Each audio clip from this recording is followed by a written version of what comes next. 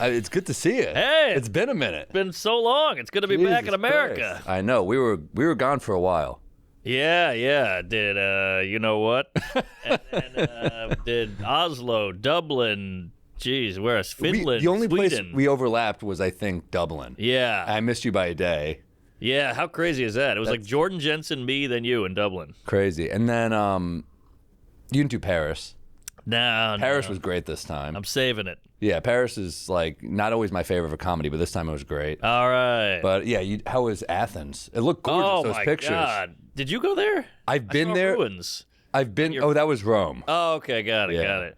Rome was great. I saw Francesco De Carlo. Wow. He took us out to dinner. He did the sneak credit card pay behind my back. I tried to do it, and they were like, he beat you to it. That's how they and get you. he's famous over there. Oh, yeah? Francesco, So we're walking around Italy, and people are like, Mamma mia, Francesco. Like the way they're so emotional when they see him. And then I got recognized. Some guy's like, dude? It's just a little different. But no, he took us all around. He's an incredible tour guide. Isn't it funny when you see another comic overseas? You're like, you glom onto him. It's like seeing an ambassador. Well, I saw Seinfeld in Paris. Wow, yeah, there you go. That was incredible. That's the biggest. Yeah, Boy. you're just like, what? Not who you expect to run into and have a night out with, but And he reached out to you. his wife did. It felt like his wife set us up on a blind date. Was she on Raya? She set us up. We're all hanging out and. Great hang, but then it's like, we all are doing like the fun group talk. Yeah. But then it turns into comedy nerd mode, and we're just like. See ya, sister. We got to talk comedy. There it is. Wow. Yeah, we had a good time. Seinfeld hang in Paris sounds like one of these like vision board things, We had a great night. Yeah, talking comedy for hours. Loved it, man. Just awesome. Wow, that's great. Look, what is it? Hotel? Is that his place? No, they picked a cool hotel bar that. This is such a smooth move on their end. First off, they pay before we could even find the bill. That's how they get you. The other move, I told her where I was staying, and she picked the place walking distance away. Oh, Just a classy move all around. Pro move. Man, did you discuss Zoran? It's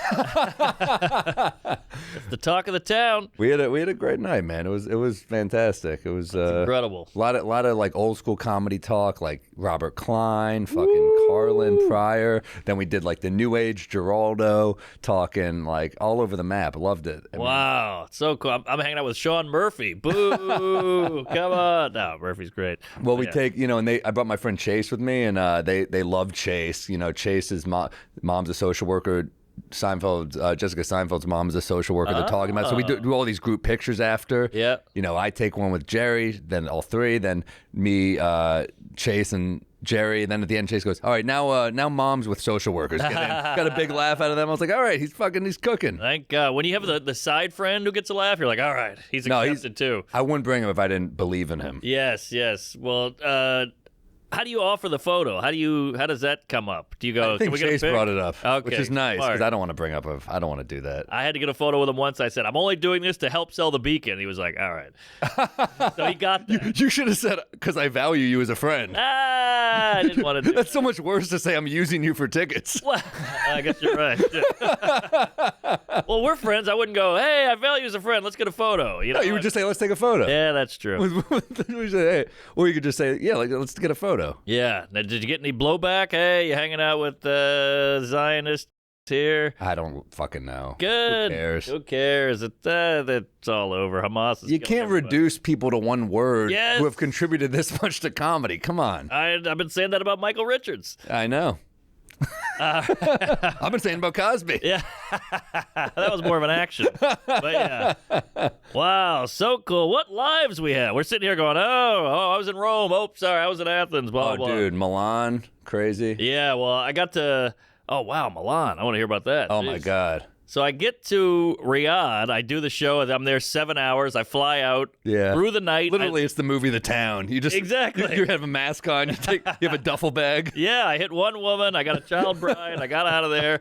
And then I landed in Athens on no sleep. I'm on like an hour's sleep. I get an Uber, and then my wife and baby are at the hotel. And I'm like, felt like I got out of the last chopper of Vietnam, and I made it to the It's family. Indiana Jones. Yes, yeah. I really did feel like it was that meme where you're just like, you say the wrong thing, and they're all chasing you, and you're like, start the plane. Yes, exactly.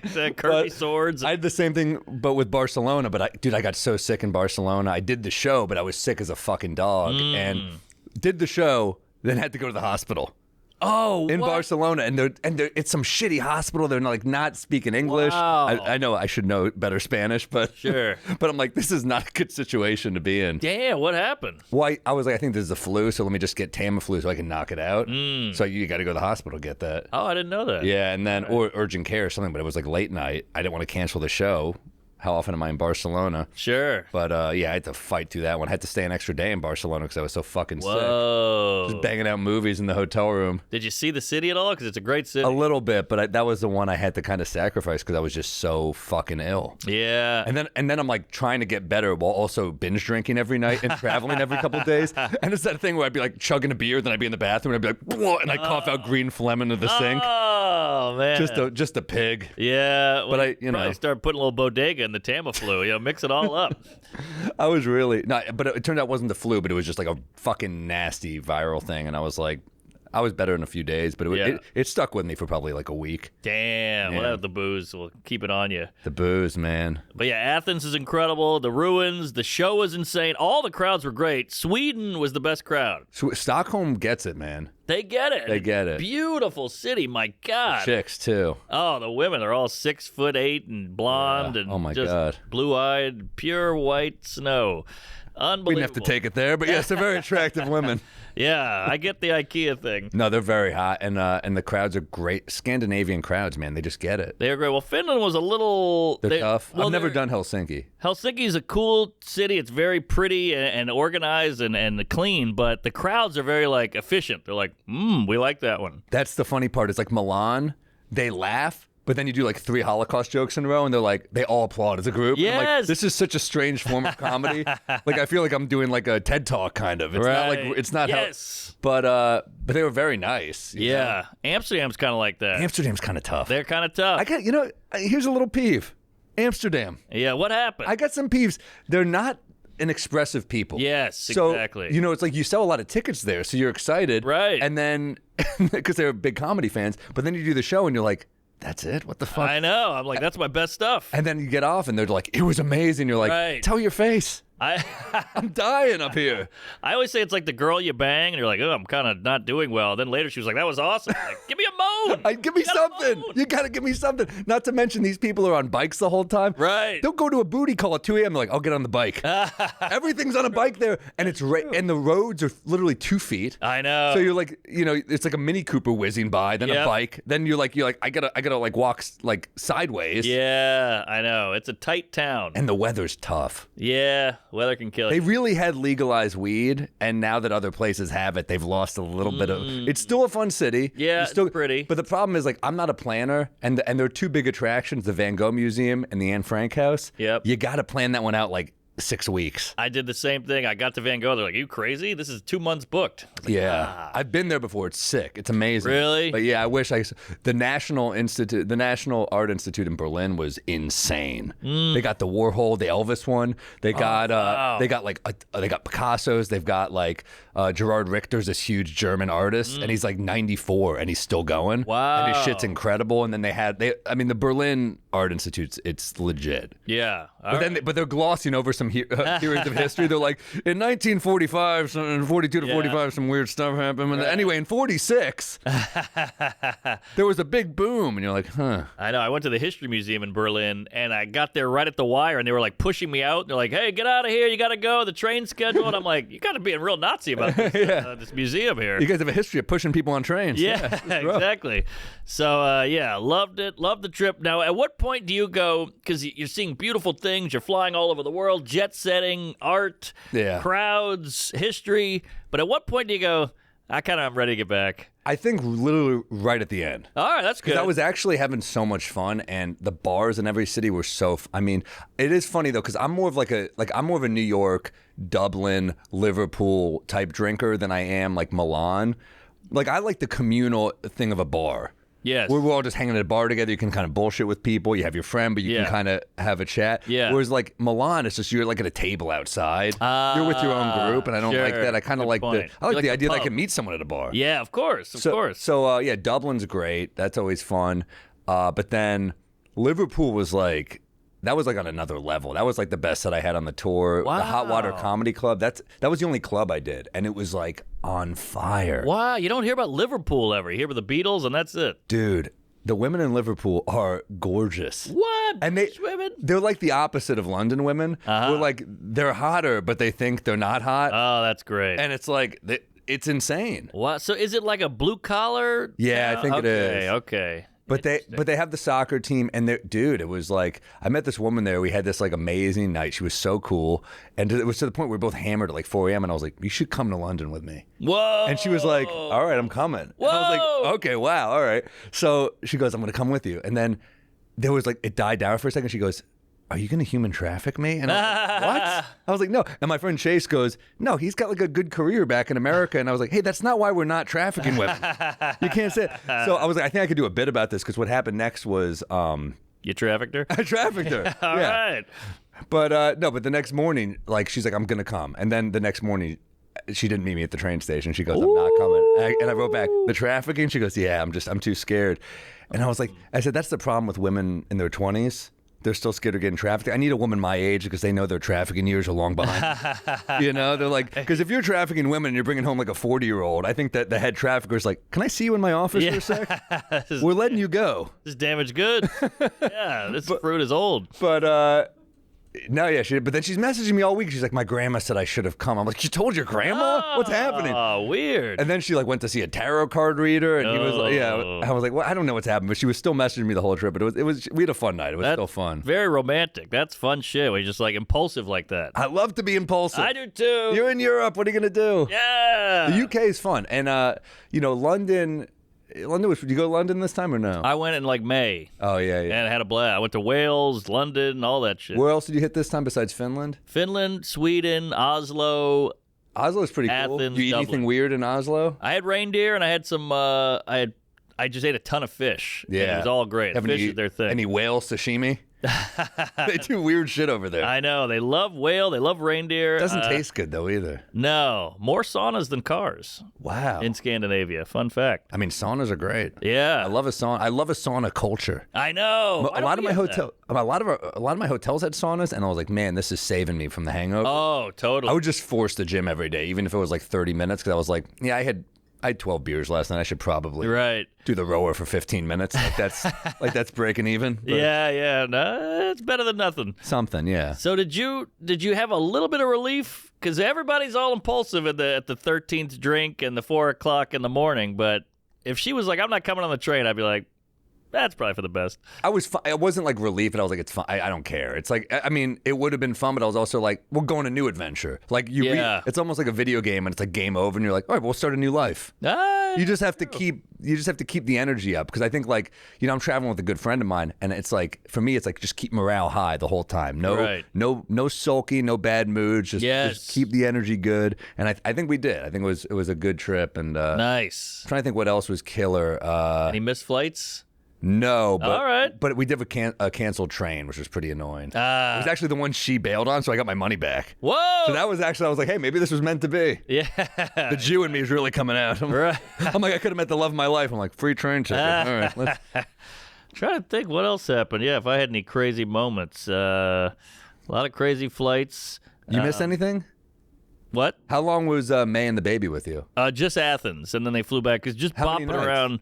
6 nights. That hotel's sick. Great hotel. The one where you see the Acropolis from the fucking breakfast? The roof, yeah. I stayed there once. It's insane. Insane. And that neighborhood's great. We hit all the cafes. And you hit Wolf Nights. Or what's it called? Wolf Yeah, Night? we did. What's it called again? I took the mother-in-law there. Wolffish, Something. Wolf Face. Wolf something in Wolf Athens. of Wall Street. I can't remember. Yeah. Seawolf. Seawolf. Seawolf. That place is like off the beaten path, but it's incredible, right? Yeah, we walked there, then walked home. That neighborhood was awesome.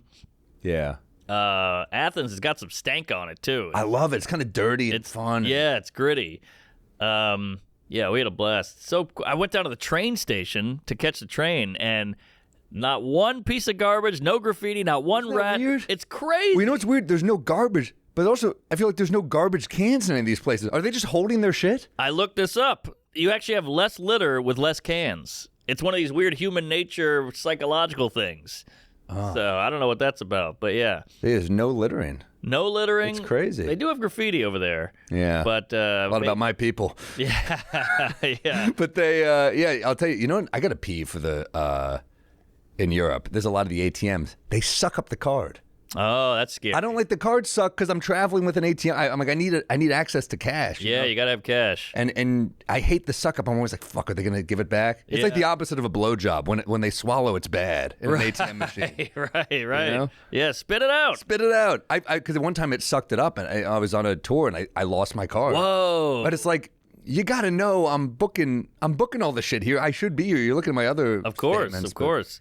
Yeah. I got a peeve for you. No drip coffee. I'm sick of an I'm with ya. Americano. I'm sick of the flat white. I'm sick of the latte. Give me a drip where you can just pour it out of a pitcher. The Americano sucks. It sucks. It's just lazy. I know. At least a cappuccino, there's like, okay, it's like you get the milk, I get it, but just water and espresso? I know, water. Ugh. And then I would ask for milk, and they'd be like, oh, milk, look at this pussy. And I'm like, all right, you don't know what you're doing. Nah, you get excited, too, because you get to like a Pret at a train station. Yeah. You're like, they'll have it. And like, they don't even fucking have it. No, they don't have it. Give me a fucking drip coffee. Yeah. And then when you're at a restaurant, you want the re-pour, like at a breakfast, but they can't do a re-pour. They got to make a whole new bullshit. Dude, I'm with you. This is like, see, they look down upon us. Right. Like we're like this trash, because I like a good diner, like 4 refills, but that's what I like. And the coffee's a little weaker, but you're just like, it's the ritual of it. Exactly. So I'm making Keurigs at hotels. I can't do that. I'll take a Keurig because at least it's drip. It's just fucking nasty, though. Yeah. Tastes like shit.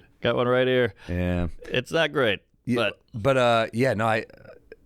it bums me out that the no. But, you know, they look down upon us in these other countries. Like some other countries are fine with us, but we were in a bar in Berlin, and my buddy Chase is just going up to chicks trying to meet them. Mm-hmm. And the second he says American, they're like, ugh. And it's like, hey, Germany, you've made a few mistakes in your day, too. Maybe forgiveness? And I love when they ask me, like, what's up with the tariffs? I'm like, I didn't do it. I know. I didn't vote for the guy. I didn't set the policy. Like, what do you want from me? No, they love to let us have it. But then you have, like, that weird kind of, like, American pride. You know, you're gone. You're like, no, fuck you. We got a lot of cool shit going on in America, too. It's the Big Brother syndrome. I can make fun of it, but you can't make fun of it. Exactly. Yeah. So you want to throw up, what's up with Gerard Depardieu? That guy sucked. You know? Fuck you, France. Yeah, you guys, that guy looks like shit.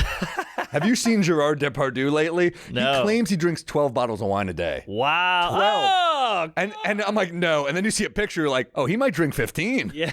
This guy looks horrible. Look at him. Look at that nose. Wow. That's an alcohol. You ever see an alcoholic's nose? Yeah. I mean, geez, talk about reindeer. Yeah. This guy looks like Rudolph, that red fucking nose. I hate to. This is there Artie Lang. Holy shit. That guy's the hair, it's weird to look like shit, but then still have like kind of nice hair. I know, and it's got like a velvet blazer on. Look at the young Depardieu. Yeah, he was a hunk. He was like their De Niro, man. Wow. Where else did you hit? Let's see. Finland was cool. Oslo was cool. Some of these cities you land and you're like, I need a minute. So you like sit in the hotel room and jerk off and look at your phone, and you kind of miss the whole thing. So Finland, I didn't see too much of, but I had a fish soup there that was unbelievable. I asked the hotel guy, like, what's your thing? And he goes, we got a fish soup. It's great. I go, fish soup. You're a soup guy, though. Love soup. I went to the first place across the street. I got a fish soup. It was unbelievable. They put a dollop of mustard on top. Ooh. And it's like salmon with a good gooey lemon broth. It's incredible. That's like that Greek soup with the chicken, the lemon, and the egg. Yes, it's very similar to that. There it is. Oh my God, it's incredible. That's so. Because you're such a soup guy, do you have a higher bar for what constitutes a good soup, or are you kind of just like, no, I'm just happy to have a soup? No, I think I got a bar. I got a bar, and this was a well-made soup, and it was like their delicacy. Also, the crowd was a little tough in Finland. I don't think I bombed, but they just don't give a lot. And a guy yelled out, "Why don't more comics come here?" And I go, you heard the reaction. This is why. You guys don't laugh at shit. Yeah, I got that, and I think in Amsterdam, and I was like, they're like, you played Riyadh, and I'm like, they laughed harder than you fuckers. Yeah, and I'm not going to say any names, but last time I did Amsterdam, the booker or the owner of the theater or whatever was like, gotta tell you, we had 3 very major prominent comedians here, and they all had a meltdown on the audience here. In which place? In Amsterdam. Amsterdam's like, it's fine, but it's funny because like my closure was killing everywhere, and it did like fine, and it sucks to get off on fine. Yes. They were fine. It wasn't awful, but I got off like, I was not, because it's funny, I was dreading that Paris was going to be that, and Paris hadn't turned up being great. Yeah. Paris kicked it up a notch. I think 10 years ago, that was a tough audience. Yeah. And now they're cool. Yeah, no, everything else was great. But I'm trying to think where else I hit. Yeah, I mean, Berlin is like Williamsburg, basically. But in a good way, like they laugh hard. Yeah. Met all these cool Polish comedians. Like so many Polish comedians came out to the show. So I was, chopping it up with them after the show. They were all really cool. They got a scene in Poland, so I'm going to go to Poland. Oh, I would love to go. Warsaw. And Krakow, I hear, is amazing. Oh, easy. Yeah, that's a lot of history there. And then I want to go to, I should have hit Munich while I was in Germany. Oh, yeah, I hear that's pretty. We got a whole world ahead of us. We got all these new places to hit. Yeah, I was talking to Louis last night, and he gave me like a long list of all these other. He's like, "You've never been to, Budapest. You've never been to Sofia." I'm like, "I don't even know where Sofia is, but I've never I'll heard go." of it. But they gave me a long list of all these places. Like, he's like, "These will be great," and I was like, "All right." So all right, great. I took him down. And we've never done South America. I know. Actually, I did what's that place called? What's the big one in Brazil? Oh, no, not Sao Brazil. Paulo? No, not Brazil. Gosh, shit. It's 2 words. I don't know why I'm blanking on this. Oh, geez, you sounded like Drew Lynch for a second there. I'm like Mitch McConnell here. What the hell's that place called? Carlo? Huh? St. Carlo? No, is that a place? I'll think. You do Argentina? No. I feel like Buenos Aires we could probably do all right. That's true. They say it's the New York of South America. They say everything's in New York. Everything's in New York. So you're just like, this is not. Yeah. San Jose? No, that's in California. Sounds like that, though. You did Rooster T. Feathers in South America? Yeah. It was at a bar. My friend set the whole thing up, and we just flew down there and stayed in a house on the water. Sometimes that's like, you have a better time. Like, that's another thing Louis was saying is like, they offer me these huge venues in like Japan. He's like, I just want to have a good show, do 800 seats. I was like, yeah, I kind of get, like, look, money is cool and all, but like, you want to love the trip and you want to love the show and you want to feel good about the show. Yes. People. I completely agree. Like sometimes they put you in these like 1,500 seaters and you're sweating the tickets the whole time. You're like, you're ruining my trip. I know. Just put me in an 800 and we'd sell 2. Great. Yeah, it does suck to walk into a huge cavernous venue that is undersold. I know. Especially in like a random faraway place because you already we feel like a failure. Yeah, exactly. And you're like, I flew here for this. Yeah, but I would definitely hit back all these places. I think for sure. Yeah.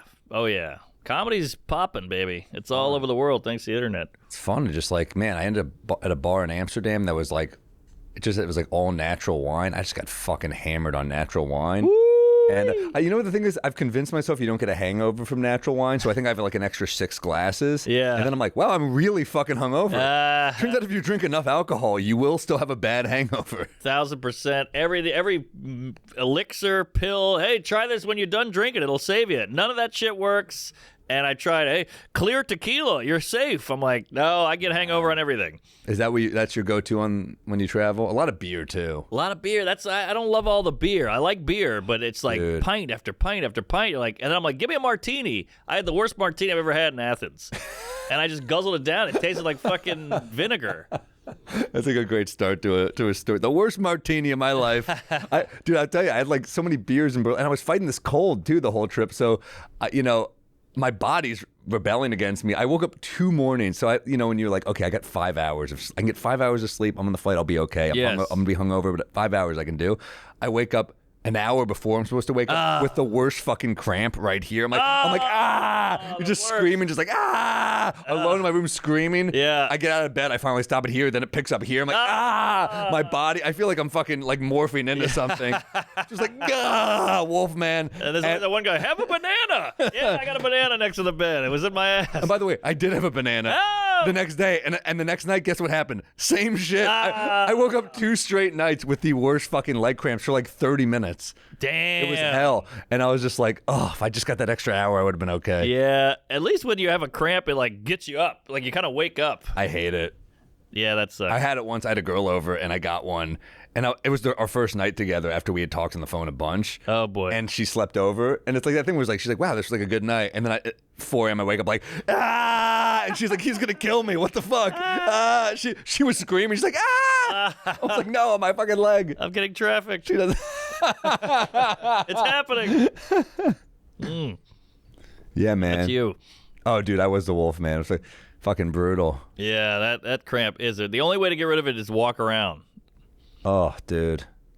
But hey, it's good to be back. Boy, when you land back on American soil, you're like, whew, I'm home, baby. Yeah, because you did a lot. I was gone for like a month. I left. My routing was brutal. I started in I threw a couple nights in Chicago, and then it was like 3 nights in Chicago, then Winnipeg, and then it's like coming back here, and it's like, fuck, all these connect flights. You're just like, by the end, you're just like, no wonder you get sick. Yeah, the connections. Like I had to connect to go to Riyadh. I had to connect in Istanbul. I was on the wrong side of the airport. I had to run. I'm sweating. I had a jacket on, jeans. I got horrible BO. I take my jacket off, and I was all embarrassed. And then I realized, if you're going to have BO, Middle Eastern flight, pretty good.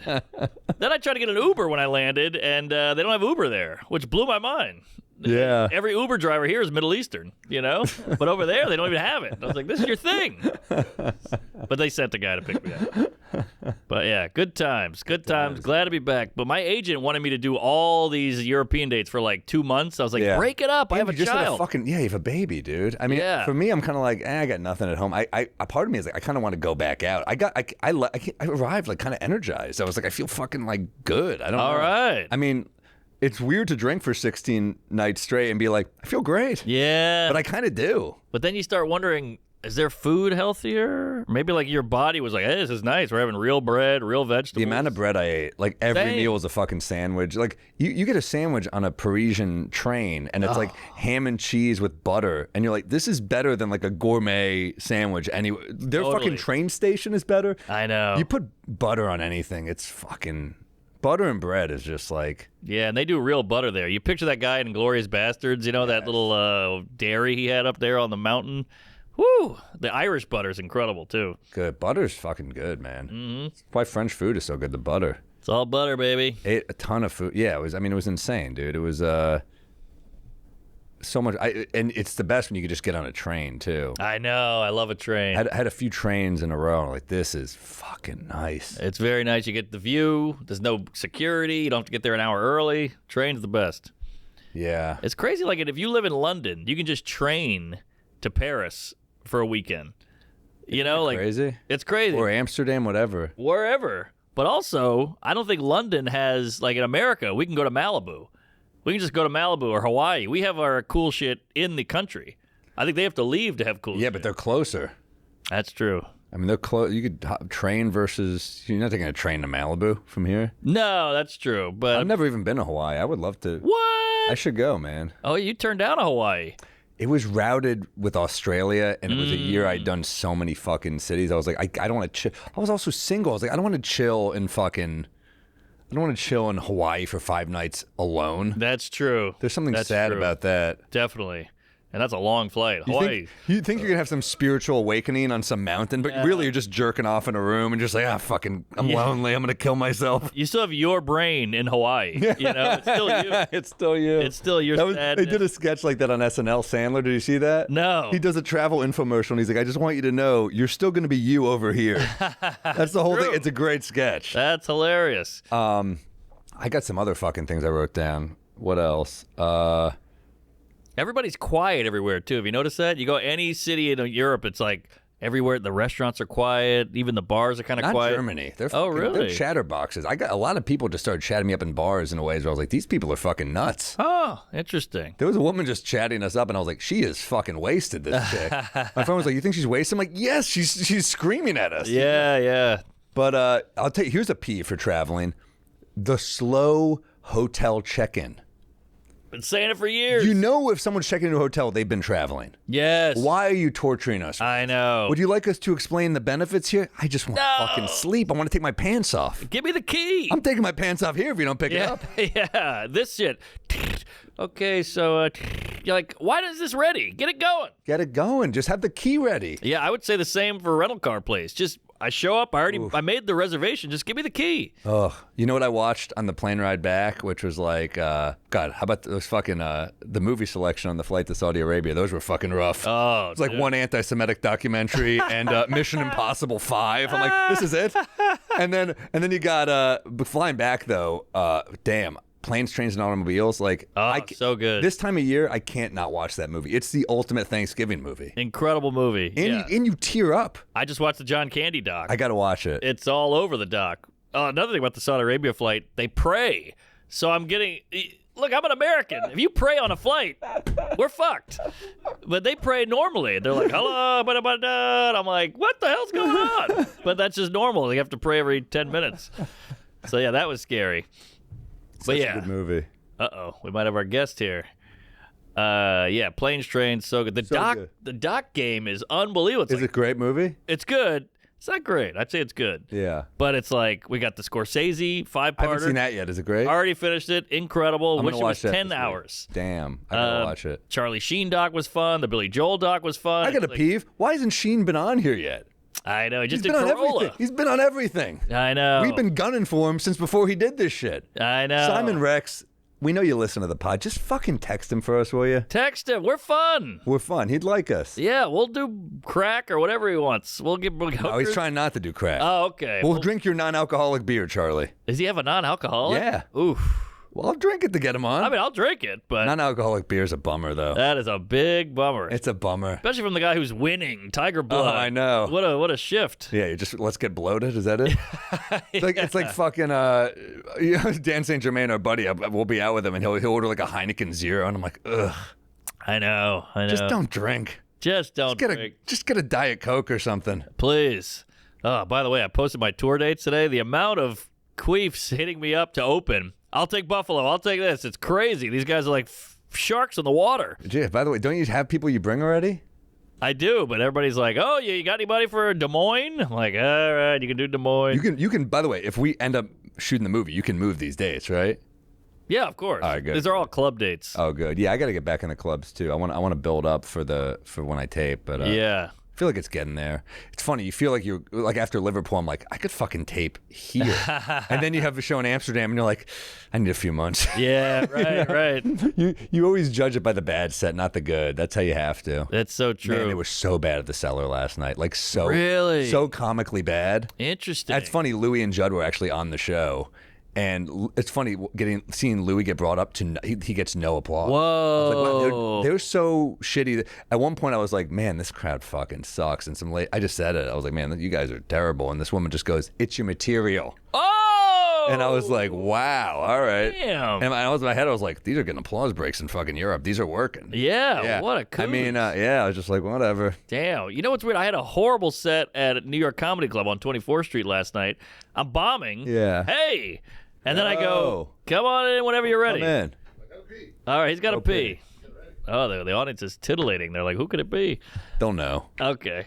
But it'll say, right? That's true. It's probably on the thumbnail. But I had a horrible audience. 5 minutes in, 6 minutes in, I'm like struggling. And I go, what's going on? Did something happen? You guys suck. Fuck you. You're gay. You're fat. You're ugly. And then I'm killing. Yeah. Then once I did that, they respected me or something. I had a couple hit, but I still didn't get what I wanted. And I saw Louis laughing at me bombing, which is just funny to see a comic you respect just watch you eat it. Sure. And I handle it like such a little bitch. And when I got off, he goes, you couldn't get back after that. I said, I really couldn't. I was too annoyed that she said that. Right. Yeah. Of course, that's mean. But they were bad. I mean, it's funny. Matt Koff got off stage, and I go, "How were they?" He goes, "Awful." Whoa! All right, so in my head, I was like, "Okay." He's a good writer. Matt's got good stuff, and Louis on stage was like, Sam really hated you." I was like, yeah, he's done that to me before. Yeah, but yeah, whatever. I saw Louis. This is years ago. I was like, they're tough, and he goes up and he goes, "I heard you guys are a nightmare," and that got a laugh, and then he started killing. Yeah, I've done that before. I mean, like, I've heard not to try from the other. I'll say something. I heard you guys aren't worth giving any effort for. Right. Like you just trash them out of the gate, and you like it's like a hot chick. You just neg them. Yes. And they're like I think you're hot, but right. The other guys were saying you're weird looking. They're like, well, who is this guy? Yeah. I think they build some. You build like he doesn't need us to laugh. Totally. So now they're laughing. Totally. Hey, come on in. Come in, man. Do it. Let's do it. You under the weather? No. Oh, your fly's down. I'm just running and sweating and dripping. And here for you right now. Dude, the book's awesome. Oh, thanks, guys. Yeah, I love the book. Love the book. Look is great, too. Right? It's fancy. Yeah, I like feeling the pages. Right? It's got a texture. It's very heavy. Yes, Yeah. yes. Some thick books are light and other books are so heavy that you don't even know if you want to read them. And I'm just jealous of anyone who took photos. I have 6 photos of me as a child. We were talking about this last night. Like the amount of photos you have pre-iPhone. Yes. But that's really scraping. Like when I lived with Sandler, I think there's like 8 photos of that era that exist. So it seems like we covered it, but it's literally like one like instant camera, like a throwaway one. And then one comedian took pictures one night at the Improv. So we had that group shot with Spade and Covert and Sandler. That's a great one. I mean, in high school, I have like no photos of anything. I have whole eras. I have whole girlfriends. There's not a photo of. Same. Nobody believes you. You're like, no, I swear I have a girlfriend. She lives in Canada. By the way, would you hit the gap? You got a real earthy tone here. I went really tan. I went really kind of Banana Republic. All right. I was just doing the Today Show. And, you got to play to the demographic. You got to play to your audience and know that this feels friendly. It's called marketing, guys. Dude, I love the parts with Sandler. It's great. And then I have a question because there's a story of you, Sandler, Tarantino, and all these guys seeing Dangerfield in Vegas. That's right. Yeah. And you have one line where you say Dangerfield had like the darkest insult. I know. What was the line? Mean. Well, basically they were doing, they had done Little Nicky. Yeah. And Dangerfield was in it, and Tarantino was in it, and like Harvey Keitel. It was a crazy cast. And then one day Sandler's like, let's go to Vegas and just pay respects to Rodney and go see his act. Hell yeah. So it was like a crazy crew of like me and Adam and Rob Schneider, Tarantino, Carl Weathers. Whoa. Rob, I'll tell you why I don't get any respect. You're vaccinated. That's why. and so we go see the show, and he's kind of great. He's in his 80s, murders. Someone heckled him, and he kind of went off. And it was like really fun to see him at full strength. And then we went after to his hotel room to hang out with him. And it's a classic Rodney in the white robe moment. Weed. Smoking a lot of weed. Everyone's smoking weed. And, I'm trying to talk to him, and he's so odd. He's just like an odd guy. Like we all worshipped him, but he's pitching us movies he wants to make. Hey, I want to do a movie with I got 11 wives. I'm Mormon. I got 11 wives. I think he made that movie. Yeah, 5 wives. Yeah, they talked about. All right, fine, I'll do 5. We can't afford the other 6. And then I said, my grandmother was best friends with Toady Fields, the comedian, and she was like a Joan Rivers type of self-deprecating comedian who was really, really genuinely hilarious. And I said, what did you think of her? And he goes, she was what she was. And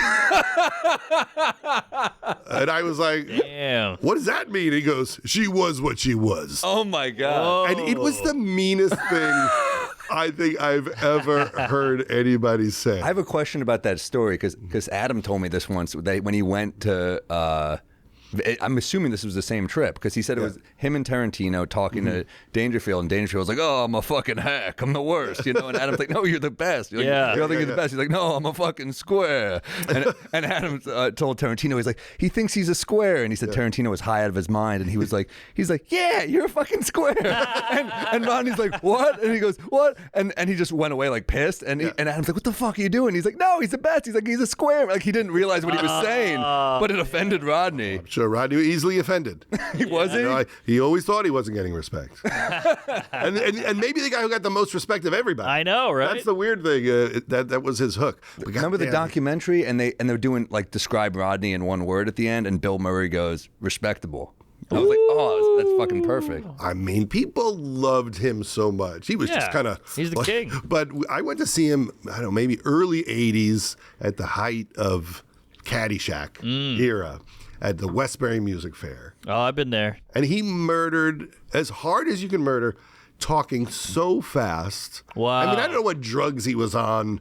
Like was he on coke but he literally had such a mastery of the one-liners, and he was just ripping them. And then he would get a laugh, and then you would miss the next 2 jokes. Wow. Right. Because he was talking so fast that you couldn't That might be why I up. rewatch Back to School so many times, because there's so many one-liners. Yeah. You just go back. Yeah. You know what's cool about Rodney? If you listen to his album, he doesn't say, I don't get no respect till like 28 minutes in. Wow. He saves it, which you'd think, hey, it's a catchphrase. He uses it every 10 seconds, but he saves it, and it gets like a huge applause, which I think is that's a pro move. Yeah. Well, before that, he used to talk slower. Like if you've ever heard the earliest Rodney records, it's like listening to Simpsons season 1. Exactly. What the fuck's up with Homer's voice? Right, It's weird. And he would talk like this. And I was out with my wife the other day. And it was a completely different thing, but kind of hilarious, and also would record comedy albums at his club. And it's amazing because he wouldn't even do great on his comedy album. Right. Like it would feel like a late night set at a club where there's like half a house. Yeah. And that would be the comedy album. No sweetening. Just this is what it's exactly like. Yeah, you can hear the clinking of the glasses and all that stuff. Yeah. I've just realized Dave Attell is now our Rodney. Well, he's like almost like with hipper references, I feel like. Yeah, sure. Like Attell, he'll like know who the kids are talking about. Right. But yeah, he's kind of got a Rodney type thing. Well, also just you're the best. He's like, I'm a hack. I suck. Yeah. And you go, no, you're great. Everybody loves you. And he's like, I can't stand myself. My act is weak. Whatever. But what do you think Dave thinks when his head hits the pillow? I think he's thinking, what's the new Bitcoin? The Gaza, whatever. When his head hits the pillow, he's had like 16 coffees right before. True, yeah. So I don't think he's sleeping that much. Yeah, and it's like 8 a.m. probably. Yeah. I remember leaving diners with Attell at like 4 a.m. and he'd order a large iced coffee to go. And I'd be like, what are you doing? Yeah, he's like, I got a new porn store to check out tomorrow. Dude, when I open your book, one of the coolest pages is like, because... And this is like maybe just because you're a nice guy. I forget how much shit you've done because you're not talking about it. But like, it's like Larry Sanders on one page and the other page is the Critic. Yeah. So these are the two sides of your comedy. Yeah. Well, I worked there both at the same time. That's 2 days and 2 days. Right? Yeah. So the Ben Stiller Show got canceled, and I had tried to get a job on The Simpsons after the first season. I wrote a spec.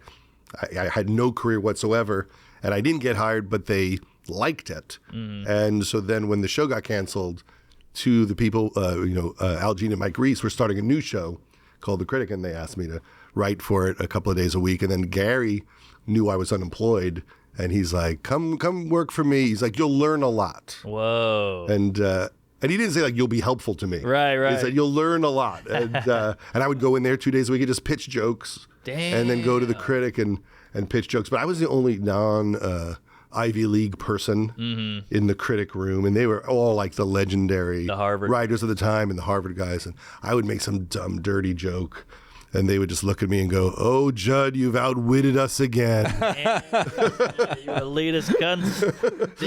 And they would be like trying to figure out like Fermat's theorem in between jokes. Like they were all like math geniuses and like to talk about math. Ugh. Well, dude, it's like the two most different shows tonally. I love both of the shows. And I'm sure a lot of people listening haven't seen The Critic. I think they're all on YouTube. Yeah, they're you should watch it. It's incredible. Like I feel like it's almost like the predecessor to Family Guy in a lot. Ooh, it's like a lot of funny flashbacks. It's so funny. It's a little dated because it's so many movie references and a lot of fat and all jokes. that. Yeah. The 90s was like all fat jokes. Yeah. It was just a guy would like stand on a trampoline and it would break and be like, I guess that's the joke. It was open season at that time. Oh yeah. I remember there was like a parody of some sort of movie where Arnold Schwarzenegger is an actor. The rabbi. And he like breaks into the Supreme Court and he's like, tonight we're going to make some laws. Yeah, I loved that show as a kid. The Critic pilot is one of the best pilots ever. Yeah. It's perfect. I love that show. Yeah. The mom was amazing. The Easter Island kid. Everything was great. The drunk dad. The funny thing that happened is, so I wrote this spec, like, because that's what you used to do. You would write an episode of a show to prove to another show that you were a good writer. You would never get a job with the show. Like if you wrote like a Murphy Brown or something, you would never get hired by Murphy Brown, but maybe someone at Seinfeld would like it. Sure. And so they didn't make my Simpsons episode. And then literally 22 years later, I'm doing a Q&A somewhere.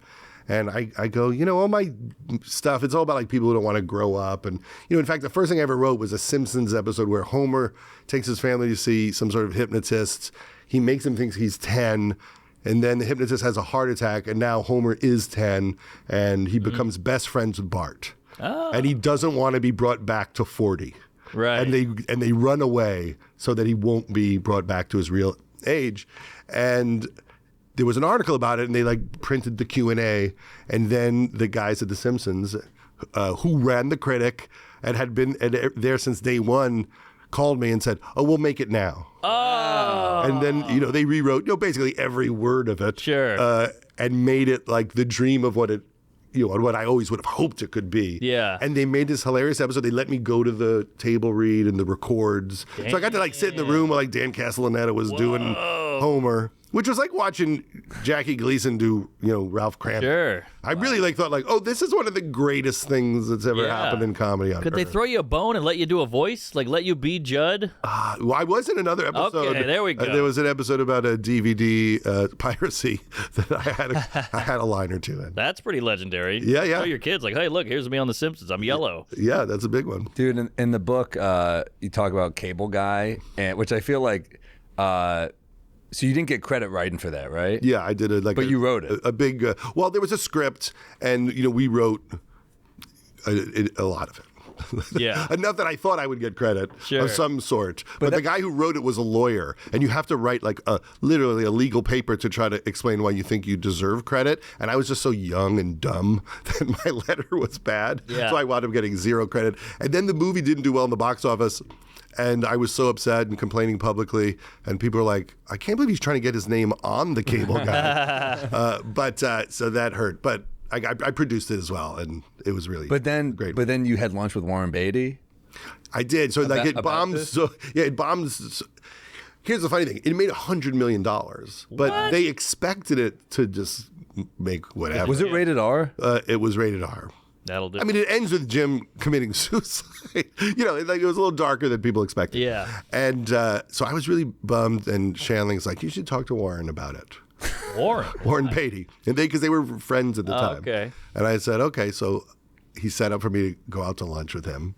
And he said, you never know if something is good for like 10 years. He's like, movies, sometimes they open, sometimes they don't. Sometimes they get good reviews, sometimes they don't. But in like 10 years, if anyone cares, if it survived in the culture. Yeah. And that really has turned out to be true because we've had tons of movies that were below expectations in reception, and then you go, 15, 17 years later, people are still talking about Walk Hard. Right, or Idiocracy. Yeah. Idiocracy is a perfect example. Dude, I saw Walk Hard it's the only time I saw a movie with my biological father, who I was not close with. Yeah. And he's like trying to have a relationship with me. He's like, we should see a movie. And I'm like, what's something I can see that will have no weird parental theme in it? I was like, Walk Hard. Then it's like the whole thing about him and his dad. I'm like, what the fuck? And it's literally like the whole thing is like, you never played Cash with me. I'm like, what the fuck am I watching next to him? Like, this is the most uncomfortable, Damn. And then it brought you back together. No, I don't think we talked after that. I think it was like, let's not deal with any of this. I saw 12 Years a Slave with my black friend. Same feeling. Similar. Damn, that sucks. Yeah. It was like when I saw National Lampoon's Animal House with my mom. Oh. And I'm like 10 years old, and there's like hand jobs in it. Yeah. It was uncomfortable with Tammy that day. You mind if we dance with your dates? Yeah. That movie's got some shit where you're like, whoa. Oh yeah, I'm putting together a comedy exhibit for the Motion Picture Academy Museum, and it'll be in like 2 years. So they're letting me like pick all the objects to put in the museum, and I was looking through things to consider, and I was shown the script of Animal House, and there you open the page and it says, do you mind if we dance with your dates? Yeah. And then there was the notes from John Landis, the director, of like what music and how he wanted to shoot it. What are you studying? Primitive species. Wild joke. But yeah, great movie though. Yeah. Great time. They got together. I was obsessed with Animal House as a kid. And they got together and just traded frat stories and just wrote them all down. Yeah. That's how they got that movie done. Yeah, some of those movies, it is funny. Like, I loved Revenge of the Nerds growing up, and like, a few of these are definitely rape scenes. It's kind of crazy. Oh, yeah. You're like, I think that was a thing, right? Yeah. Like in Animal House, like the girl is passed out, and then the joke is deciding whether or not to attack her. Exactly. And it's literally like an SVU plot line now. Yeah. You're like, oh, that was funny back then, though. Right. I know you wondered just like what was happening like in the culture that like, I mean, hundreds of people approve that. Oh, It wasn't like one entire studios and marketing departments and But that's how you watch. You watch it through a time capsule, and you're like, oh, this is like kind of, it's interesting. It's not like good or bad. It just is, you know? It just was, yeah. I mean, it's like honeymooners to the moon. The whole joke is I'm going to hit my wife until she goes to the moon. Yeah. And we all loved it. But you'd have to be hit hard to get to the moon. Yeah, exactly. Yeah. Had we not gotten to the moon by then? Yeah. That was pre-moon landing, right? Damn. Yeah, that probably was. That was pre-moon. Like a whole... So it might have inspired. Yeah. Might have been an inspiring joke. Russia heard it. They're like, we got to get there first. We got to hit our wives harder. Now, I got to ask, so when you're in the thick of it, I'm talking Ben Stiller's show, then The Critic, then fucking Larry Sanders, which is such an iconic comedy. So iconic. Did you know, like, I'm a young kid from Long Island who's now in LA. I'm writing on 17 shows. I'm in the throes. Did you go, I'm doing it? Or was it a constant fight for survival? Well, both. I mean, I was lucky because Larry Sanders, my job was just to pitch jokes. I didn't have to approve the jokes. And really the more stressful job is which joke to put in the script. It's fun to just sit there eating a sandwich, just babbling all day. Sure. What about this? What about that? We turned it into a career. Yeah, exactly. And that's all it really was just trying to get a joke in. You'd get maybe one script a year to write. And then slowly I rose up where the very last season I co-ran the show with Adam Resnick, and that's stressful. Yeah, because now you could let Gary down. How did he pitch that to you that he wanted you to run the show? There's just like a moment where he was unhappy with how it was set up, and then he just said, "Will you please come in and help me?" And I had seen him go through a lot of writers, and some of the best writers in the world that he just didn't connect with. Scary. And I had seen that go dark a bunch of times. Well, the last season's dark. I mean, the last season is like, it's beautiful. It's kind of sad. The idea that you don't realize how much they love each other till the last season, the characters. When Hank is such a weasel the whole show, but the last season, he's kind of like, no, fuck Jon Stewart taking over. Like, I got you back. That was kind of where you're like, oh, whoa, this show kind of like, it's got heart. You know? Oh, yeah, that was real. I mean, that's what he wanted, to be about, was like, he would always say, it's about people who love each other, but show business gets in the way. Right. Ooh. And so, like, your ego gets in the way. He also said that no one ever tells the truth to each other. And if they ever look someone in the eye and tell the truth, it's a huge deal. Right. And, so that was the conversation in the office. Like, people just have a mask and they want to be seen a certain way. And that was what the whole metaphor of the show was, like being behind the curtain and how we all have our own, private world in our head. And this way we want people to see us. Like, Hank Kingsley wants you to think he's like the shit. Right. But to everyone, he's like, he's so clearly not the shit. Yes. And also, he wants to know if Larry loves him. Yeah. There's one episode where it's all about him just wanting a raise and saying, I'm going to quit if I don't get a raise. But he just kind of wants to see if Larry would back him. Right. So that's the thing that Gary was most interested It's all relationships. in. Yeah, it's all about, how people connect and if you think about any job you've ever had, like, it's all the same stuff for any office. I mean, that's why I think it's an inspirational show to a lot of other shows, because it just went very deep into those relationships. But so when Gary asked me to run it, I was so nervous. So I just said to him, I know what usually happens to the person in this job. Yeah. And I go, I really don't want to lose It's like working for Trump. It is. It's like, like you're Scaramucci or something, And so I said, how can we do this where at the end of this, you don't hate me? Yeah. And we talked about it. And I don't think anyone had ever done that with him, to just really sit him down and go, what is the process that makes this easier for you? And I think the reason why it worked was I think he just liked writing with me. And not that I was doing anything so great, but I think he felt comfortable being funny with me. That's huge. And so he would loosen up and I could kind of get him going and take notes and, manipulate him into figuring out all the problems, where other people would try to fix everything for him, which you do have to do. But I was like, how do I get Gary to tell us? Because it's all in his head. Right. And if I can make that fun, maybe he'll give us more of the show and it won't land on us as much. Sure. Wow. There he is. Yeah. There he is, yeah. Yeah. I always think that show is like the opposite of Seinfeld. They were on at the same time, but Seinfeld was like no relationships, selfish, show about nothing. And that show was like just emotion, love, fighting, jealousy, and all showbiz, where Seinfeld had very little showbiz. Very different show. There's also like some of the callbacks in that. I mean, one of my favorite episodes is Hank's Night in the Sun, where Larry's sick and Hank takes over, and the first night he takes over the show, he kills because he's like charming, and then it all goes to his head, and he becomes a piece of shit. And it's just a great episode. I mean, it's a great episode if you're like, oh, am I going to like this show? You just watch that one, then you're like, all right, watch that, then start from the beginning. Yeah, Peter Tolan wrote that episode. It's a great one. He wrote a lot of the best ones, but it is the one we all point to. There's also a funny one with Colin Quinn as Rip Torn's son. Dude. Which is pretty great. Apparently, that was what made Mike Myers want Colin Quinn to be Scott Evil. Whoa. He saw that because Colin is like his spoiled son. Yeah. And he's like, this will be good. And Colin turned down Austin Powers. Yeah, what an idiot. He didn't see it. I have Jake Kasdan had a funny story where he was up to direct American Pie, and he read the script and he went in for the meeting and he said, I think it's like really good, but like I don't think you should have this kid fuck a pie.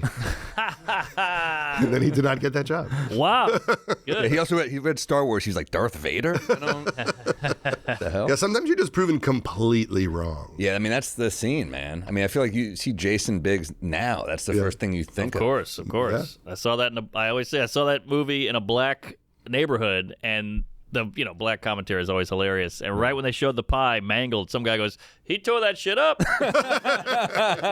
Popcorn in the air. It was great. So I gotta ask you, we got you here. Yeah. So the doc world is exploding right now. I feel like you got John Candy, Ben Stiller just put one out. You got Charlie Sheen. You got Billy Joel. They're doing one on is it Downey?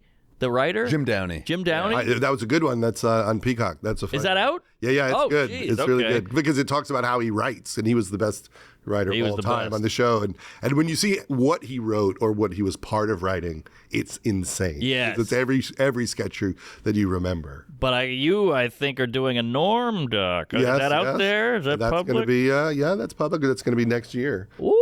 Wow. We've been lucky enough to just watch everything. Yeah. But like really everything? As well, or no? Yeah, I'm directing. Oh, that's exciting. Yeah, I mean, you did the Shanley one, you did the Carlin one. They were both, I loved them both. Both great. Yeah, and well, people love Norm, so it's, I think people are going to really enjoy it because also it's fun to dig up the stuff that, is hard to find or just things that he's talking about that unless you were like the most hardcore fan, you would never find this conversation and his opinions about these things. Because, I used to write with Norm for Roseanne, like we were hired to write her act, like her stand-up act, and we would go to her better than writing her tweets on the weekends. We would go to her house on the weekends and write jokes with her. She'd bring out like a big stack of legal pads, and then she would tell us thoughts she had, and he quickly left because he got hired on the TV show. Like she was so impressed with him, she's like, "You're gonna write on my TV show," and then I had to work for another year writing this HBO special with her. Yeah, that she did. Like she would have, there was one funny one where she said, "I want to do a joke about how it's better to suck dick than kiss ass because when you suck dick, it's like an agreement. I'll suck your dick and then you'll give me this. But when you kiss ass, it's just for the hope that you might do it." Oh, yeah. That's good. It's like dirty Seinfeld. What's the deal with sucking dick? Yeah.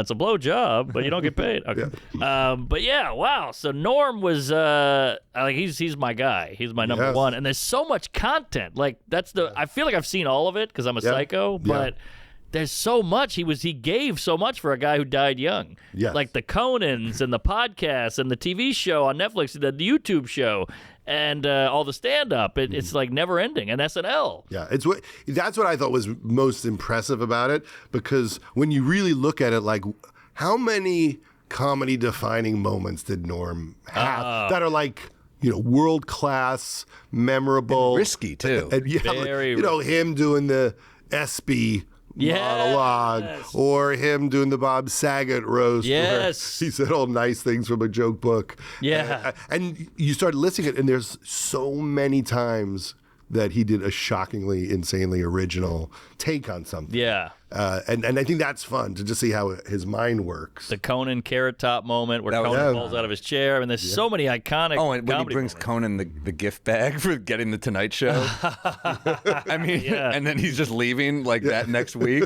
I mean, it was just he always had on panel. It was like it was always gold, man. Yeah. I mean, the heartbreaking part is you can't show all of it, because you have limited time. There's one that I couldn't get in that maybe maybe you could tell, which is the Bill Cosby story. About his dad. Yes, but calling him. Yeah. And he forgot his dad was dead. Yeah, exactly. But he didn't want to say that to Bill Cosby. He's like, "We called your dad. He didn't answer the phone." He's like, I don't know what to tell you, or whatever.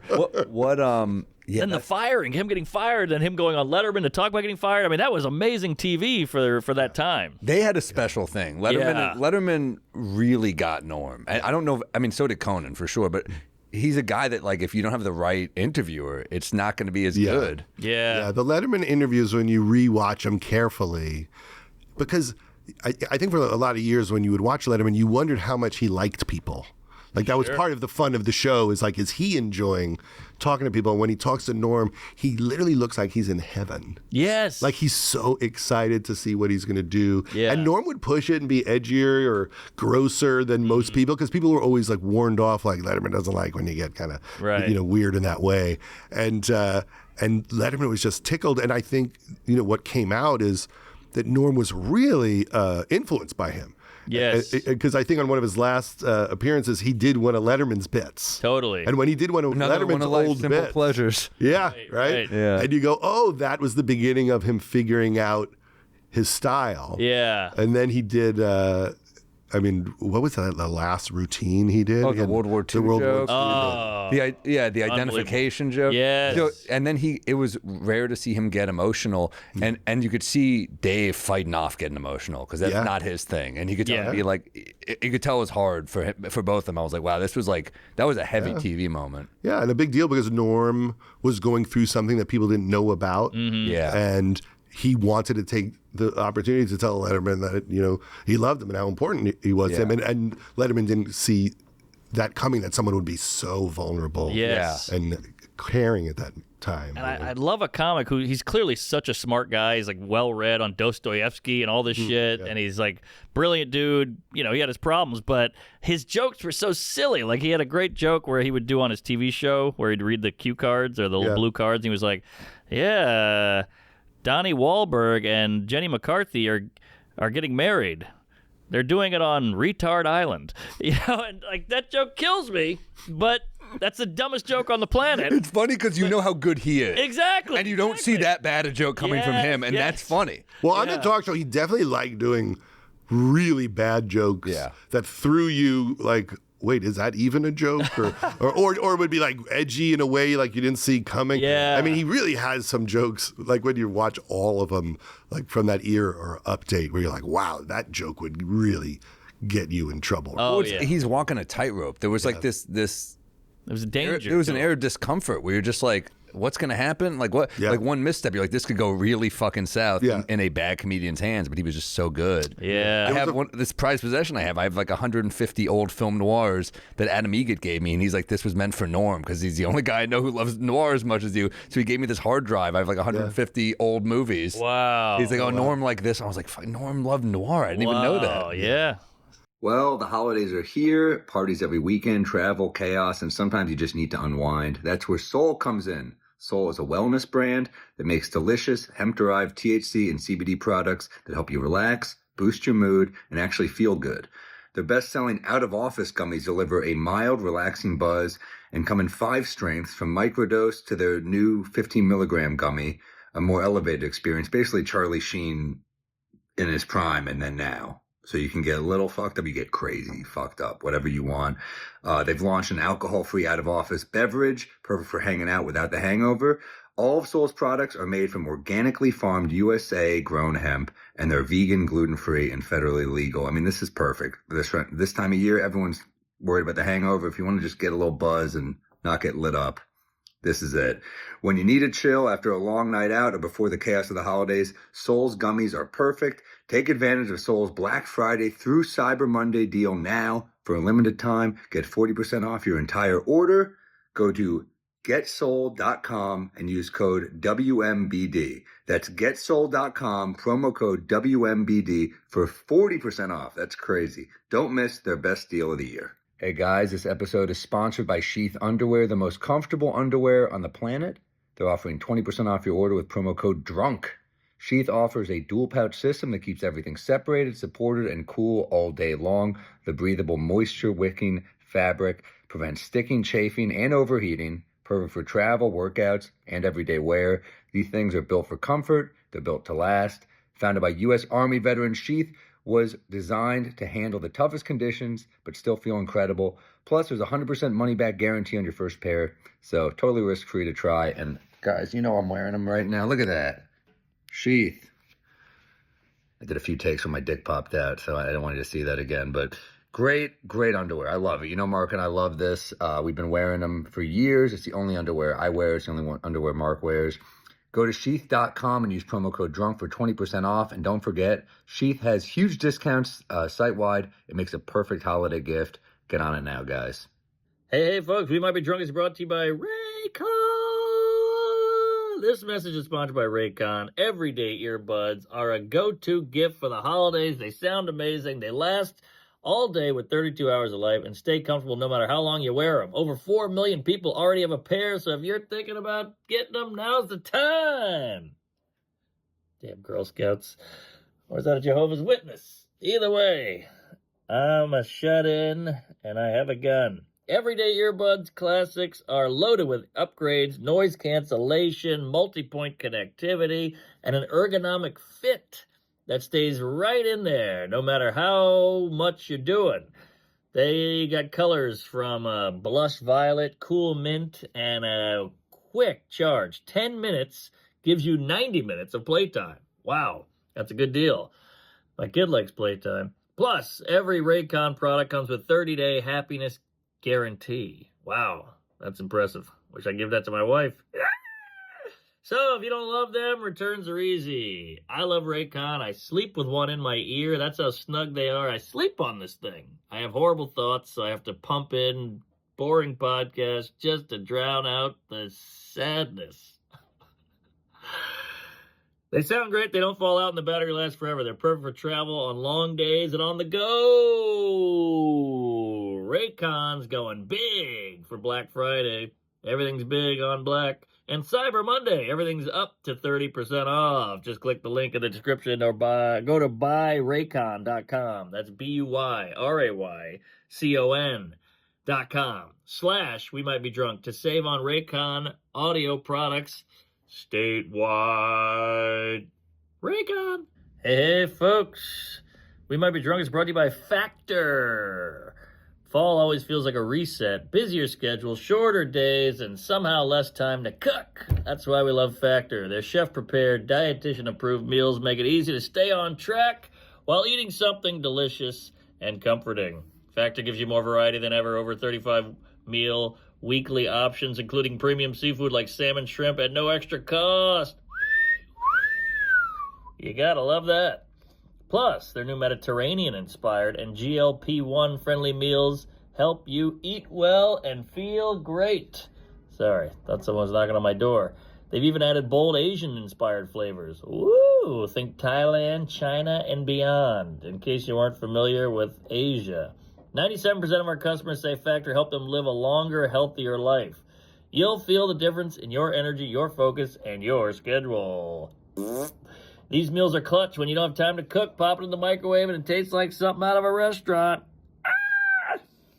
Eat smart at factormeals.com/drunk50 off. That's one word. And use code drunk50 off to get 50% off your first box, plus free breakfast for a year. That's insane. Free breakfast for a year? Who am I, Lizzo?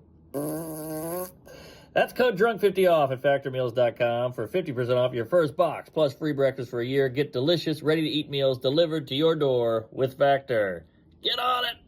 He was a man of taste. Yeah. Yeah. No, it's, I mean, and that's what I like about documentaries is, you know, like we love Norm so much, but I'm just so fascinated by like who was Norm? I know. And how we did this was it's like a found footage documentary. So we didn't interview people. Yeah. We didn't like get people like dissecting them. It's just Norm. Great. Great. And because when Norm passed and I went down the rabbit hole, there were incredible interviews like, morning radio in Hawaii. And he does like 2 hours and he's so funny, but they can't tell when he means it, when he doesn't mean it, and that stuff is pretty priceless. I'm a nerd, but some of his best stuff, he did Chris Hardwick's pod a couple times. And those are incredible like treasures because he opens up and he stops trying to be funny and he's just on and going and he goes, you know what I hate is all these comics now doing one-man shows about having cancer. It's like everybody gets cancer. Shut up. You're not special. Wow. Getting cancer is not an accomplishment. Not knowing the whole time he had cancer. Yeah. And he was like shitting on them like I could come out and say it and I would get a bunch of clicks and victim points, but I'm just going to keep being funny. Yeah. He was the purist. And also, he had cancer when he was really young, when he was in his 20s, and he got over it, and then he got it again later in life. I didn't know that. So, when you think about his personality and just that, like, I don't give a shit energy. Yeah. It is like through the prism of someone who's seeing life in a much deeper way. Well, you wrote about this in your book about funny people. And was it your mom? Someone got really sick. Yeah. And then, and she was like, she had like no worries when she was really sick. And then she got better and it like came back. It's like you did that with the character in Funny People, right? Because every time she thought she would survive, all of her neuroses and crazy would come back. And every time she thought she had no chance, the medicine's not working, she would get really like serene and mellow and pleasant. And well, I'd see that with other people too, where like you get sick and you suddenly like you could just see everything clearly and what's important and how you should treat people. But when you get better, it is like a weird thing. It's hard to hold on to that feeling. Yeah, and I wonder if that's why he could gamble away $400,000 and just be like, what are you gonna do? Because he's like, I'm still alive. I have cancer. Yeah, but I think he must have been a gambling addict. Oh, he had a problem. I mean, that's insane to do that. Yeah. That's insane to piss away that kind of money on chance. But also, we don't even know if that's true because, like, I've talked to people and they're like he's exaggerating the losses, or like it's very Bob Dylan-esque in the sense that he's not a reliable narrator. And we're talking about it, and it makes him. It adds a mystique, I guess. Yeah, we just don't really know. I mean, right. Clearly he was gambling. Yes, and had some problems with that. But like the stories, I mean, that he lost everything. Yeah, I mean, I'm sure he took some hits, and maybe he did lose everything, but I don't think he lost that much in one day. Like, but who knows? It's like I'm doing a documentary about Mel Brooks. Oh, nice. And I said to him, Mel, are any of these stories true that you tell, all these like funny stories? And he's like, no, I make them up. Whoa. They're all apocryphal. Whoa. He's like, I change them, I punch them up. Yeah. And so that's also part of everyone's a storyteller. And, right. So you have to work to try to figure out, okay, where is the truth in this? God. And does it matter where the truth is? Sure, it's like, funny. Do we care if the stories are Well, I remember there was not? like a movement of like honesty, like one-man show type comedy where like that was valued over funny. But to me, like, who gives a fuck? If you're laughing, right? I agree. As long as the joke isn't the truth. I mean, I assume in everything, nothing is completely accurate. Even in documentaries. I mean, it's only my point of view. And so I can, have a different point of view from someone else who was there. It's like the vibe I put into it, Yeah. Like some people might go, oh, I think that person was happier than that, and you kind of made him seem sad, or you made him seem, just like a different vibe than he was based on what you choose to put in it. Yeah. And so that's the interesting part about it. Well, I'm just glad you're documenting all this stuff because, like, sometimes I'll just watch comedians in cars, and you're like, oh, man, we have Brooks and Carl Reiner having soup together, or we have Jerry Lewis. We have an hour with Jerry Lewis, or an hour with Don Rickles, and they're all gone now. Exactly. And you're like, we got this now. Thank God. And the Seinfeld Rickles filmed doc that. was good. I mean, it's cool. Joan had that cool doc at the end. Yeah.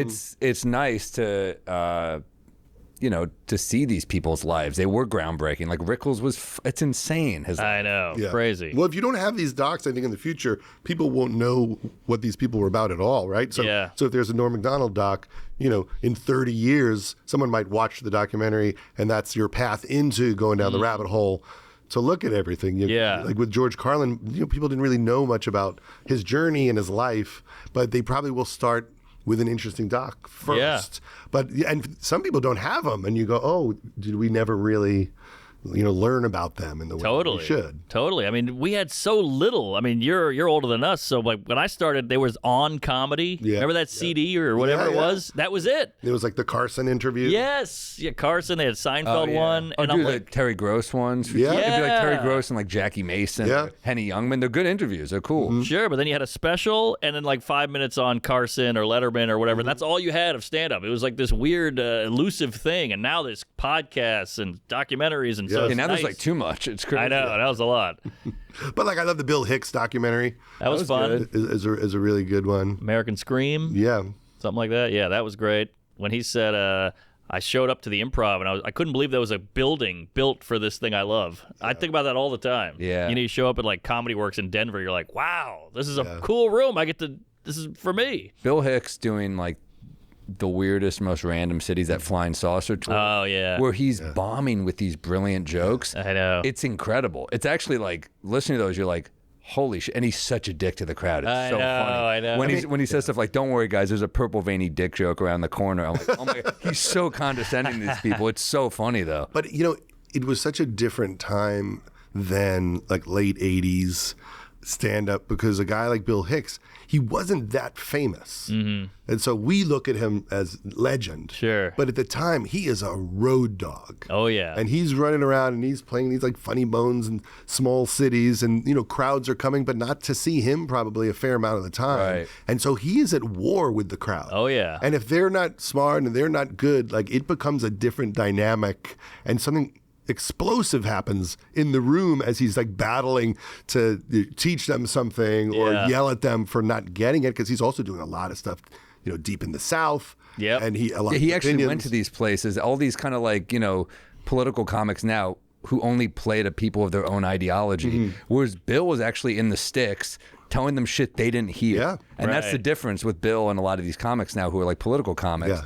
But which is brave, I think. But then also Bill dying at 32 or 33, whenever he died, and not being known, and then being known after death is almost like an artist. You're at like the Met or something, and you're like, this guy died in poverty at 28. Yeah. And now he's huge. Yeah, it was a big deal to be the guy out there saying like the war in Iraq is wrong. Right. In the 80s. Or, yeah. Like it was early 90s. It was like more shocking, like for him to go on stage and talk about why drugs are good. Yeah. Like, so many of those ideas had never been covered in that way. Totally. Before. And then he got kicked off Letterman. Well, the last time he did Letterman, he did a really edgy set, and I guess there was some abortion material in it, and they didn't air it. And then, like, after he died, like, not soon, like years later, he had his Letterman had his mom on, and he played the set. That's right. And it was kind of an amazing moment. Yeah. Damn. And then you see the set and you're like, it doesn't seem I know that level edgy. I feel now like you try to. I mean, late night's obviously dead in terms, especially with stand up now. It's like you put together a set. No, it's not really worth the work for anyone now, which is a shame, because I think there's something cool about the rush of doing a set. Of course, yeah. Even if it's a horrible, it's not ideal at all. You're 5 p.m. in Burbank or whatever you're doing. It's a nightmare. But there is something cool about it still, like throwing a suit on. You're like, oh, this isn't normal. This is yes. Well, it's a sprint. Yeah. Right. Like everyone is so used to the long sets, right. And back then you were designing everything in your act for the 6-minute hunks. Yeah. And you had to like get the crowd to figure out who you are in like a minute. Yep. And then try to get some kind of momentum and end really strong. Yeah. And have a bunch of them ready to go. Yeah. It was a different kind of terror. But that first joke on the late night set's usually just like a throwaway. Yeah. Because you throw out a good joke and it never gets what it deserves, and you're like, fuck, I like that joke. And I know. It's like riding a bike where you have to get that momentum. Now I'm rolling. Yeah. But that first couple pedals is Get hard. them into the rhythm. Yeah. I mean, but you talk about doing the young comedian special in the book with Ray Romano, and I think DePaulo is on it. And you said how you just like, you never cursed, but you were on HBO. So you're like, you just kept throwing in fucks for no reason. Yeah. And the fuck wasn't part of the punchlines. I'm just like, this fucking guy. And then they would play it on Comedy Central all the time, that special, and they would beep all the fucks. And it's like a Richard Pryor routine, but they're not for any good reason or any good joke. But when we taped that, it was in Arizona, and Ray Romano was just so funny. Like, we were taping the special, and they would do interstitials where they would interview each of us for promos or things to put between the comics. And Ray was just smoking everything. He was just killing. And it was a moment where we all went, oh, my God, it's Ray. Yeah. Ray's going to be the big guy. God, I saw him like a month ago at the Cellar, and he had great new stuff. And I go, that one joke about the texting your wife is brilliant. And he goes, that's just what happened. I didn't even write anything. Like, he's still killing. He was murdering. Yeah, he's good, man. He's good. He is good. And squeaky. Yeah. Squeaky clean. Yeah. Looks Very good, impressive. too. He looks great. Yeah. So it's amazing going through like the book where you have like, you're talking about like a 40-year-old virgin, Knocked Up, and then all this stuff you're just involved in where it's like Pineapple Express, Bridesmaids, all these movies are like, it does bum me out that we don't see movies like this anymore. I know. We're working on one. We'll see what happens there. But It'll be done. We got to bang the door down. Yes. I mean, it's a weird moment. I mean, people are you optimistic about it? I don't know. I mean, I feel like everything is changing in a way that is so weird. There's going to be so much like AI slop and crazy coming at us. So obviously, thank God for live, because that is what people are going to want. Because their eyes are going to be blood red from watching just terrible stuff on their computers and phones all day, and they're just going to want to see real stuff with real people. But for comedy movies, I think that when DVD went away, that was half the money a comedy movie would make. So when there were no DVDs, suddenly it was a bigger bet to make a comedy where you could make a horror movie for $5 million, but a comedy might need $25 million to do a good one. And so they just started betting elsewhere, and then writers go, oh, there's no money in writing these screenplays, and then they just go, I'll just learn how to write a horror movie or something else. And next thing you know, it kind of doom loops in a way. But it's always one giant hit away from becoming a market. But all the hits aren't comedies. Like it's not I guess Barbie's technically a comedy, but it's like Oppenheimer. It's a movie like Weapons. It's like it's like horror movies or like big budget. Yeah, I'm sure the Odyssey will be a hit. But then we both saw One Battle After Another, and you're like, this movie's amazing. Oh my God, cinema's back. And then you hear it's lost millions. Yeah. And you're like, God, if this can't be a hit. Did you see that? I haven't seen it yet. It's really good. It's great. It's great. Yeah. But I love losing money. In his book, Judd talks about needing help editing funny people, and he brings in Paul Thomas Anderson to edit. It was just like, it's hilarious. That's like, you're like, I'll just call up one of the best directors ever to look at it. Well, he had just done Punch Drunk Love, which is one of my favorite movies of all time. It's great movie. And so he came to see the movie at one of the previews, and he's so nice and obviously the best. And so I said, you want to come in and help me? Because he's like, the movie's too long. And, when you hear that from me, you should take it seriously. Yeah. So I go, why don't you just come in and just like show me where the cuts are? Because, I really fall in love with the story. And if I lay it out and it just feels like this is the story, if it's 15, 20 minutes longer, I personally don't care at all. Yeah. I'm like, well, that's just how long it takes to tell this. And so he went through it with me. And then I couldn't quite figure out how to time the ending. And I said, you want to just take a pop in the ending? I'll just go get something to eat. And, Whoa. What does that mean when you say that? Is he just like in a room? Yeah, with the editor. Yeah, and I said, because there's that scene, it's in the supermarket. And at the end of the movie, Sandler pulls out these notes that he wrote some jokes for Seth, which we all know if an older comedian wrote you a joke when you're a young comedian, that's crazy. Sure. It's very rare that they're going to do something, and that was like a sign that he was apologizing and that he wanted to be friends with him. But I couldn't figure out the song or when to cut to the credits, and there was a song we were thinking about, Comedy Tonight, that song, Something Familiar, Comedy Tonight. It's from the old Larry Gelbart play, with Zero Mostel in it. People will know. But anyway, so I left, and then he cut it, and it looked exactly like a Paul Thomas Anderson movie. Oh, no. I mean, it literally was like, I could just give you my footage. Yeah. And your point of view is so clear and strong. I would love to see the Paul Thomas Anderson 40-year-old version. Yeah. I mean, it kind of blew my mind. I'm like, wait, this feels like him. Just like, he edited to the music on an offbeat, right, and then cut to black, and earlier than I would have. And it was a real lesson in the power of those choices. It's like when a comic gives you a tag, but it's entirely in their voice. Exactly. Like, I can't use that. And that's risky. Giving your movie to him, and then, that's like leaving your wife with Idris Elba. She might not come back. I know. But did you kind of go back and tweak it and make it your own? Well, what's funny is I tested it in a version similar to that, and the movie was really long. It got longer. Maybe it was like 2 hours and maybe like 22 minutes. Yeah. Damn. So when you're doing that, are you like, I got to get this under 2, or you're like, whatever? Well, I'm always like, I'm okay at like 210. Like, I know people want it to be 145, 150, and I'm like, you know what? Relax. Where you going?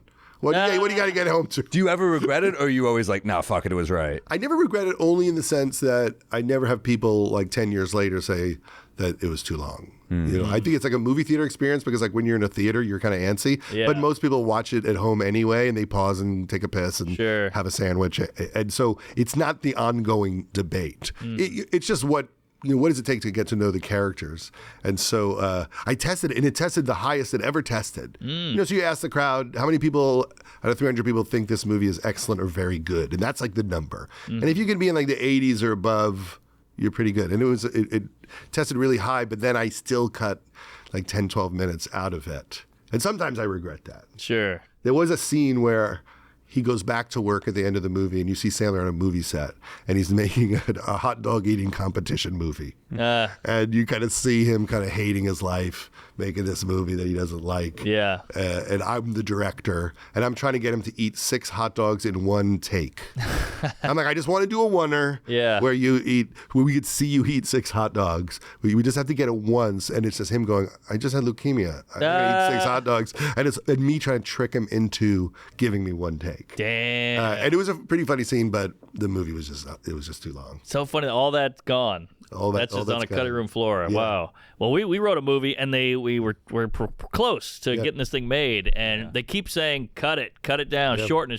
So we had to get. But the problem was they wanted it longer originally, so we were at like 120, and we're like, this is too fucking long for what this movie is, right? Yeah. And then they're like, it needs to be 100, and we're like, you made us write 120. So we padded it. So we cut it down. I think we're in a good place. Yeah, but these queefs with their notes, you got to keep applying their notes. You're like, you're making us cut jokes. Well, we fought to keep That's the joke. true. We were pretty good about keeping the joke. I mean, that's part of what the book is about, because, I wanted the book to also be about all of the failures and everything that went wrong and why it went wrong. So I put in all the pilots that didn't get picked up, all the shows that were canceled, right, and just talked about where I handled it wrong, because, there's an art to getting notes and having a conversation and not wanting to be upset with the people giving you the notes, because, usually some of them are good, some of them aren't. And so can you have that conversation without losing your mind, without losing your temper? Right. And what's the worst you lost, do you think?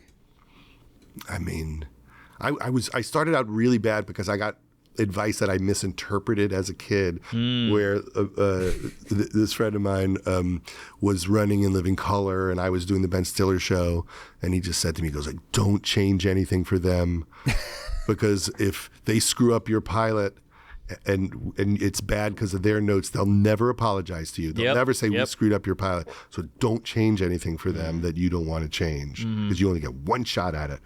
And I really took that in for years, and was very resistant. And so sometimes when we were doing the Ben Stiller show, the executive, who's usually like a mid-level guy, and he's getting notes from his boss, and he gets in trouble if I don't do them. And he'll have all this laundry list of notes, a lot of which will ruin everything we're trying to do. And I just remember once I'm like, well, I'm doing nothing. I said, I'm doing none of them. What happens now? Ooh, and? We got canceled. Because there's nothing worse. Were the people you're working with like, dude, what the fuck are you doing? Yeah. Well, they were private conversations. Yeah. But we did have that feeling like, did Judd just screw all this up? Because right when the Ben Stiller show started, the head of the network changed.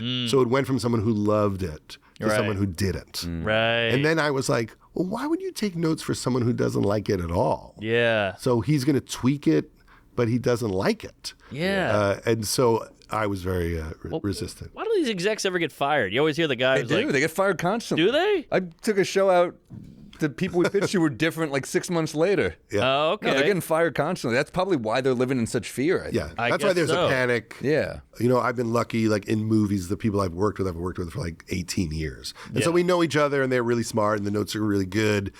And I realized, you have to find the people that get you.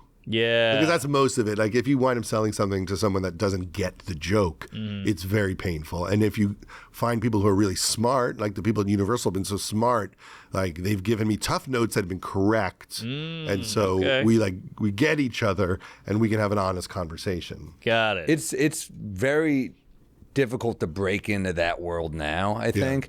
I mean, not that it was easy back then, but like I think right now it's like we're finding like, wow, this is pretty crazy. I mean, I wrote a show that we got Brian Cox attached to. We struck out everywhere with him on the fucking pitches. Yeah. And now it's like we have to go, independent financing, which we're going to, which is it'll be fine. But it's like, I'm like, this fucking Brian Cox. Yeah, I know. But it's always been that way. Like it's always been intense that way, where you feel like you're in this environment where you're trying to be creative. Everything's an experiment. Yeah. I think it works, but how do I know? I'm only going on a gut instinct. But if you challenge me too much, I might lose touch with the part of me that gets why it works. Sure. And so, as it shifts, I might lose it. Yes. And so I'm trying to figure out, when should I listen? When should I not listen? Because I might lose the thread at some point. And that's the dance. And some people understand that. Yeah. But if you're really nervous about your gig and your boss is mad at you and your last TV show got canceled, you might get different kinds of notes. And that's true. And none of us have had like the therapy or the training to know that that's such a delicate conversation. Like if someone went through your act and just said, I'm going to tell you which of your jokes are good and which aren't. Oof. Like you want to throttle them. Like your instant thing is like to be a protector, right? But especially when it's a comic you don't respect. Yeah. I'm like, oh, you didn't like that one? Yeah. Have you seen your act? I know. That's always weird. But at least now we have the advantage of, because Tom Segura was in here and he's sold some show. What's it called? Bad things, something like that. Bad thoughts. It's a wild show. It's dark. It's gory. It's sexy, gross. And he goes, I pitched this. They hated it. They never gave me the time of day. Then I shot it. I spent all the money, and then I brought it back, and they sold it, or they bought it in the room. It's literally what we had to do with our comedy specials, but now with shows and movies now. So, but there's people that want to get it. It's fun to make stuff, and there's people that want to get into this game as investors. I mean, it's not doable. Yeah, you just got to prove it a little bit now. You have to find new paths and use the technology because it's cheaper to make things. Yeah, I mean, it's hard with movies because there's all sorts of costs that you would never assume are there. But if you're scrappy, you can make cool comedy things. When I started out, what were you going to do? Get like a Super 8 film camera? But with a Canon camera, you can make a movie. Lena Dunham's first movie, she made for $50,000 on just a Canon, like the camera anyone would have, and it looked great. She just had an amazing cinematographer, Jodie Lee Lipes, who went on to do Girls, and it launched her career. So I feel like now we need people to have the energy to just make stuff down and dirty the way like Swingers was made or Clerks or something. Yes. Clerks is a great example too. I mean, because it's so dialogue driven. Yeah. Right. And you talk about horror movie, it's like, okay, well, if it's psychological, it's going to be a lot of dialogue, right? So get back to writing good dialogue. I think is really the thing. I think our movies got a lot of that. It's very dialogue heavy. It's all jokes. We wrote a couple big things in where they're like, do we need a yacht for this scene? And we're like, yes, non-negotiable. Yeah. Well, we did that with Pineapple Express because we knew we had a limited amount of money. We wanted it to feel like an action movie, but we didn't have an action movie budget. Right. And so if you watch it, the opening scene is Seth and Franco getting high for like 11 minutes, and then there's a little like someone gets shot and then they get scared and they run in the woods and they're just like alone in the woods high, like for another 10 minutes, and so and then that saved us enough money to do like one big kind of car chase, right? And then, but the last part is pretty damn action heavy. Yeah. It's like we're saving all the money to blow up the underground, marijuana grow lab. Now, speaking of docs and movies, have you seen the Scorsese doc yet? I just, I leaped to the King of Comedy episode. Oh. That's my favorite movie. And that's your number one Scorsese? Right? Yeah, I mean, I know it's my number one Scorsese. Goodfellas, I think, is the one that I probably go back to the most. Taxi Drivers. Yeah. But King of Comedy, I remember when it came out, I literally can remember seeing it in Hicksville. He was right after Reagan got shot, so people got really weirded out by the whole kidnapping thing, and but I always loved it. Like, I just was out of my mind for that movie, and it's funny to hear him talk about it because he was kind of pushed into it by De Niro, but yet he still worked his ass off on it and went deep with it, and it's held up. Kind of like what Warren Beatty was saying, like these movies that at the time were completely forgotten and people didn't get it, and then suddenly you're like, yeah, King of Comedy is top 5 Scorsese. Yeah. That's interesting, but didn't people, because he said that, it's not always true though, because it wasn't Bonnie and Clyde critically acclaimed out of the gate? It was. That one was. Yeah, that was a big movie. And that kind of changed cinema at the time. Yeah. But Scorsese, I didn't realize they cover the backlash. He got a ton of backlash for that. He got a ton of backlash for Taxi Driver, a ton of backlash for The Last Temptation of Christ. Yeah, that was real. I mean, I remember that when that movie came out. A guy died. They bombed a theater. A guy died. Damn. Yeah, I mean, there were protests around the world. Yeah. And then they said, so what'd you do? How'd you get out of it? He goes, I made Goodfellas. So he just moved on. But he said the most backlash he got was Wolf of Wall Street. Because it was 2013, so it was like toxic male, problematic, misogyny. Which, by the way, that's the fucking point. I know. It's like, but it was also the birth of social media and cancel shit. So he was like, this is new. Like, I got more shit for this than the Passion of the Christ, or not Passion, Temptation of the Christ. So you're like, oh yeah, this is a new world you're living in now. And he didn't realize that. So that was really interesting to see. Because people are like, are you celebrating this? Yeah. And so clearly not. I know. But yeah, that's part of it, is like, you see why people are seduced by that lifestyle. You know, a lot of those people. It's not his fault if people don't take the right message from it. I know. He can't. He can't hammer them. By the way, this guy's not cool at the end. Right. You know, Goodfellas. He ends up at witness protection. Like, is it fun on the rise? Yeah, that's the point. Exactly. It's supposed to be fun. A bunch of guys from my high school were part of that. Oh. Jordan Belfort. Wall Street. That place. Yeah. Wow. Yeah. A lot of kids in our high school got in trouble for stuff like that. Oh, cool. Yeah. Yeah, but it reminded me as a comedian of like when you do the joke about the racist guy and they're like, hey, that's racist. You're like, I know, I'm making fun of the hillbilly. He's the punch of the joke. But so it was really cool to see Scorsese just go like, yeah, people get mad and moving on. That's what you got to do. You got to keep going. Focus on your work. You know, just like, is my act getting better? Exactly. Is this moving in the right direction? Yeah, you can't worry about. Right. But really, really great doc, and boy, the coke fueled moments and the depression. He's got like 7 wives. He's got 28 kids. It's fascinating. I know. I forgot how intense he. Oh my god! Because he's so mellow now. I mean, mellow comparatively to what he was then, but just that he's literally gonna kill himself because he feels uninspired. Yeah. To make a movie. I know. Right. I know. And he had Goodfellas and Temptation. Like, I just want to make those 2 movies. That's all I want to do. And everybody's like, why do you want to make this shit? And then he does it, and it's great. But the fact that he had asthma in Greenwich Village or Little Italy, and his dad took him to the movies because it had air conditioning. Wow. Then he's like, this is it. So just the stars aligning. I mean, it's so cool. And the fact that he meets Paul Schrader. I mean, that guy's like perfect for his writing's perfect. Yeah. It's like sometimes you just meet the right person. Like Keith Richards met Mick Jagger. Right. People, sometimes you just, the stars align. And De Niro lived down the street on Grand Street, just in the same area. I mean, the whole thing's bananas. That's like when I was, doing the book and laying it all out and thinking about all the stories, you do go, it's weird, like Adam McKay and Will Ferrell connected. Yeah, I forgot you did Anchorman. I produced Anchorman. And Talladega Nights? Yeah. That's crazy. But just that they wouldn't make it, right? Well, they wouldn't make Anchorman for years. They just didn't get it at all, and we would just pitch it. Will and Adam, they wrote one version of it that was like the movie Alive. Oh, really? Where it was like a plane of anchor people going to an Anchorman convention. So everyone on the plane is an anchor person. And Ron Burgundy wants to fly the plane, and they get in this like accident where they hit they crash into a FedEx plane that's filled with chimpanzees and Chinese throwing stars is what they're transporting in the FedEx plane. And then so now they're stuck on the side of a mountain in winter trying to survive, and every once in a while they get attacked by the monkeys throwing stars at them. And they wrote it's the funniest thing you've ever read. Sure. And no one would make that for a while, and then they just started over. Right. Wrote another one. Well, he tapped in. It's funny you brought up the toxic masculinity, because that's like what that movie is. You're tapping into a dude who's just like doesn't like but that's why it's funny, because he's like, I'm the shit. Yeah. I'm the greatest. No woman's going to tell me I'm not great. And then of course you get the love story. It's perfect. They were just so ahead of their time in thinking that was a good target and that's something that's bubbling under in this country. People like that, because they loved making fun of the arrogant idiot man. Yeah, blissfully unaware is funny. Of course. That's what Kramer is. Yeah. He comes in, he thinks he's the coolest guy, but he's a doofus. He's a hipster doofus. But yeah, that movie changed. I saw it once with a couple friends in college. We didn't really get it. And then we saw it again and we loved it. It was the weirdest movie, but I still quote it.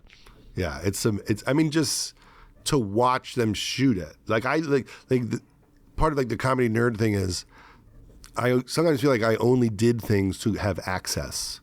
Like only by making decent movies can I get to the places where I want to just watch them make the movie. Sure. So as a kid, my dream would be to watch the Marx Brothers or somebody make a movie. So Anchorman to me is like the childhood dream come true, just sitting on set, watching them shoot Afternoon Delight. Right. But I have to be good enough to get the credibility to be there. Right. You know? It's like going to home ec for the girls. Exactly. You know? Wow, man. Yeah. Seeing that's Will Ferrell really in his element. Well, I guess all those movies. Talladega Nights is amazing. Yeah, he's locked in. Sacha Baron Cohen is great in that. Mm-hmm. Oh man, wow. Right in there, right in the thick of it. Yeah. I mean, Bridesmaids too was like, yes. I mean, so many good jokes. I rewatched that recently on a flight and I was like, holy shit. I remember liking this a lot, but it's even funnier than I remember. Like, John Hamm is such a piece of shit. Oh yeah. Kristen Wiig, Rose Byrne are so Melissa McCarthy, they're so funny, all of them. It's like, it's great. And it was one of those like, this is a funny women movie, but it was just a funny movie, you know, and everybody had to put this women label on it. It was just good. Well, that's why it's like when they're like, let's do Lady Ghostbusters. How about fucking make an original script like that? Just make original movies. Yeah. You know? Well, no one was thinking that it even was a female-driven comedy. It was just, I saw Kristen Wiig, like literally the first episode of SNL that she was on, and she scored so much on the first episode. Whoa. And I just thought, she's one of the greats. Yep. And so she was in Knocked Up. She played Katherine Heigl's boss, like one of the bosses, in that scene where they tell her to like tighten it up. And, with Alan Tudyk. And so we were always like, what can we do with her? And then her and Annie Mumolo, they kept talking about how they're invited to all of these weddings, and they're sometimes in other cities, and you know they don't have enough money to be a part of it. Yeah. Because they're getting more and more expensive. And they grinded for like 4 years on the script. And that's why it's good. It's just because the two of them, and then later when Paul Feig came on to direct, they just did not stop trying to make it better. It wasn't tossed off. They really obsessed. And then also, you know, when I think about like when did I have a good instinct, every once in a while it's a very simple thing that, you know, Kristen Wiig really feels like she knows her world of comedy and which of her friends are great. And I think that Paul and I just got behind that in like a big way. And so when you watch it, it feels like a troupe. Yeah. Because it's everyone that Kristen loves, you know. And she was just completely right when she would bring in people like, you know, Melissa McCarthy. She was great. You know. It was also funny because at the time, I think Rose Byrne from that show Damages on FX. Yeah. And I was like, oh, she's a good actress. I didn't know she could do comedy that I know. well. She played it so straight, and it's like, you need that in a movie. Sometimes, like, when it's all comedians, like, no, you need the one non-comic in there sometimes. Yeah. Well, we used to watch her on Damages and loved her on Damages. That was a cool show. I don't know. And Glenn Close. Yeah. She's a badass on that show. And then she played Russell Brand's ex-wife in Get Him to the Greek. Oh, really? That was so funny. I don't know if I saw that one. Yeah. Oh, that was big. Is that Jonah Hill story true, that he was discovered by Dustin Hoffman? I think so. I think the first thing he did was I Heart Huckabees, maybe. Ah. Wow. All right. Yeah, the rumor is he was at an open mic, and Dustin Hoffman was there watching his daughter. Oh. I don't know. Maybe give that a goog. I don't know. I heard that's a Whisper Network It bullshit. sounds familiar. Somehow. Okay. And now he's great. Yep. All right. Yeah. Sorry, I'm locked in on this Jonah Hill thing. Well, pick up Judd's new book. It's awesome. It's true. What's it say? He says he didn't discover, but his son. Oh, shit. Damn it. Jake did. I thought it said did. Okay, my fault. Glad we, thank God for AI. Yeah. You're using the AI. Oh, he's dating his daughter. Oh, that's 2012. We're bad at the news on this show. Yeah. AI is very behind. It's scraping old information. Get Judd's new book, Comedy Nerd. It's awesome. It's great. Really, you see his body of work's really, really cool, and it's cool pictures and cool stories. And, Oh, yeah. And you got your first time doing stand-up in there. I mean, you got so much great archival stuff. You know, one thing I found in there that I was so excited to find that Rick Messina, the great manager, I found was just an incredible picture of Eddie Murphy doing stand-up when he's 20 years old on Long Island at East Side. Wow. You know, like that's the thing, like when you start reaching out, like who's got cool stuff? Yeah. And there was all these pictures from East Side, which was the great comedy club in Huntington, where I was a dishwasher as a kid in high school. There's a theater there, too. In Paramount. Huntington. That's a sick theater. Yeah, I haven't played that. Oh, it's sick. That's great. It's like gorgeous. Huntington's kind of like this weird hidden gem. It's got that strip of bars on it. Yeah, I it's think cool. Walt Whitman's from there. That's true. I went to Walt Whitman Elementary School. Hey, I'm back. Yeah. All right. There you go. Long Island. What's going on in the water at Long Island? It's Long just Island like, has gotten so weird. It's just the. well, I'm talking about the comedy. It's like Howard Stern, Jerry Seinfeld, you, Eddie Murphy. Oh, I thought you were talking about all the serial killers. I guess it's got a little Billy Joel. It's got a little everything. Well, when I was a kid, I thought like, oh, maybe I could be in comedy because so many people were from Long Island. Yeah. And so you would see, you know, Seinfeld and people like that, and just go like, oh, I feel like I'm kind of like that a little bit. Yeah. I remember when Seinfeld gets off stage at Governors and Comedian, he's like, it's like another country. I'm like, holy shit, I've never related to a quote more. Yeah. I've taken some fucking L's. That's really Alabama. Yeah. Yeah. Yeah, it's really like Governors is like. Governors is where I started. It can be. Wow. And back then, the open mic night a lot of times was hosted by this hilarious comedian, John Mulrooney. I've heard of it. And John, you know, it was like a Rickles-esque act, but with like a tough, you know, I don't know if he was from Brooklyn, but he had that kind of like energy. And he would really mix it up with the crowd. It would get like hilariously ugly. Yeah. But he was hosting an open mic, so then he would kill and destroy the crowd, humiliate them, and then you would get up and the crowd thought, oh, we're supposed to yell at the comedian. And then we couldn't handle it, and then the crowd would take us down. We have that now with the crowd work comics. Everybody's trying to get a clip, so they go, hey, where are you from, homo? Look at this douche. And then you go up there and you're like, so Uber's weird. And they're like, boo, that's boring. Yeah, just do it on your own show. I know. Oh, we've been away, so we do have to mention this. Diane Keaton. The best. The best. So great. R.I.P. Did you work with her? I didn't, but I was telling someone that I went to a party once, and I got there really early, and me and her were the only people there. And so I got like a great half hour chatting with her. How was the sex? We talked a lot about, there's a lot of, she was talking about like architecture or something, but she was so funny and kind of like what you think she would be. Yeah. She really was just unique and hilarious and very cool. And when you watch the stuff, you know, because there's all these things online of her, she's just so interesting. Yeah. Like there's a great clip going around of her on the Colbert Report. And it's just so funny and charming. Her with him, and they're like flirting and whoa. And, you know, check it out. See what you think. Yeah, Woody Allen said, I didn't care what the critics say. I just would try to get her approval. It was all about Diane Keaton. Yeah, I mean, Annie Hall, but even Played Against Sam is so good. And then all those Woody Allen, Love and Death. So Yeah, Sleeper. She's so Baby Boom. Manhattan Murder Mystery. Yeah. Oh, yeah. She was all. Shoot the Moon. Godfather. The Godfather. I mean, that's crazy to be an Annie Hall I and know. The Godfather. That's the two most different. Right. Well, she said you couldn't really get work. Everyone else was getting work, and because she was considered more of kind of an odd bird, and then they put her in The Godfather, and that's what changed everything. Interesting. But before that, they thought she wasn't traditional enough. Right. But that's why she was great. But also, you know, apparently the costume designer in Annie Hall like hated her because she's like, I don't want her to wear this shit. You're making me look bad. But then it becomes iconic. Right. I never heard that. Yeah, and it's you look at that and you're like, it's funny. I'd see a girl out in like a hat like that, an outfit, and I'd be like, that's hot. And you're like, oh yeah, because I probably got my first boner to Annie Hall when I was like 12. You know, because she was like weird and she was like the hot but like kind of cool, Quirky. Yeah, and like clever. I mean, the banter in Annie Hall is insane. It's they're so good together. Yeah. I mean, in a way, there's really no precedent for that before her. No. That type of character. Sure. You know, maybe Shirley MacLaine in something like The Apartment. Oh, that's a great one too. Yeah. Fun fact, Shirley MacLaine said she couldn't keep up with Warren Beatty's needs. Wait, no, were they sisters? It's a sister. Oh, I'm sorry. I'm thinking of Mark's he's really roughing it on the news this episode. Joan Collins. Who did he date? I think Joan Collins. All right, that's the one. He dated Diane Keaton too. Is that right? Yeah. Wow, good for her.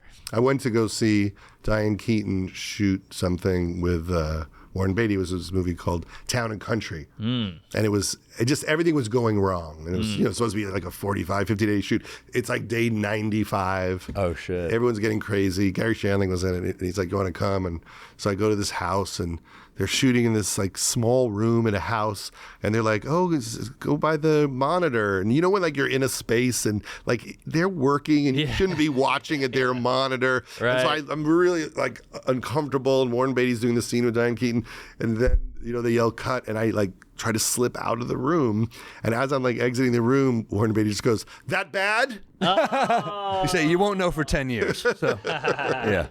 Damn, dude. Yeah. There it is, Town and Country. Warren Beatty, what a hunk. Yeah. Well, so was he a cool guy, Warren? So nice. Yeah, he was very nice, and I remember he did the very last episode of the Larry Sanders Show. That's right. And the joke was that Larry bumps into him in a parking lot and asks him if he'll be a guest on the final episode of the Larry Sanders Show. And the joke is that he's pitching it, like, can you do it? It really would mean a lot to me. It's a big deal. We've been on for so long, and this is the last one, and your career means so much to me. And that Warren Beatty just goes, no. and then just drives away. And so, like, it's all set up. Everyone thinks he's going to be late. He's not late. Yeah. Everyone thinks he's going to want a zillion takes. He doesn't. But then he just pulls me aside and he goes, explain this joke to me. Why is this funny? And I go, I don't know. You're Warren Beatty, and like you're so much better than this dumb talk show. And why would this guy ever think that you would do it? Right. And then you're just like, yeah, no, I'm not doing this. And he's like, okay, I get it. Yeah, but also like he's doing it. So that's fun. That's a weird meta thing about it. It was like, but he is fucking Warren Beatty, and he is doing it. I don't know. I get it, but it is funny that you're like, yeah, he should like Larry Sanders in that world. I think. I don't know. Yeah, no, it's also cool to see. Oh, there it is. I feel like he never really did a comedy, really. He did Bulworth. Oh, Bulworth. Yeah, Bulworth, and Heaven Can Wait. Now. Heaven Can Wait is one of the great comedies. And then, Ishtar, which doesn't totally work, but the first half is pretty funny. Is it? There's some funny stuff. Didn't that movie get Elaine May, like, kind of like not give her a shot for a while? I guess it was very expensive, and they shot it in the desert. And Right. But it definitely has way more great stuff than you would think in the first half. Well, that was the go-to punchline for a while. Yes. That and Shampoo. Yeah. And Shampoo, kind of a dark comedy. Yeah.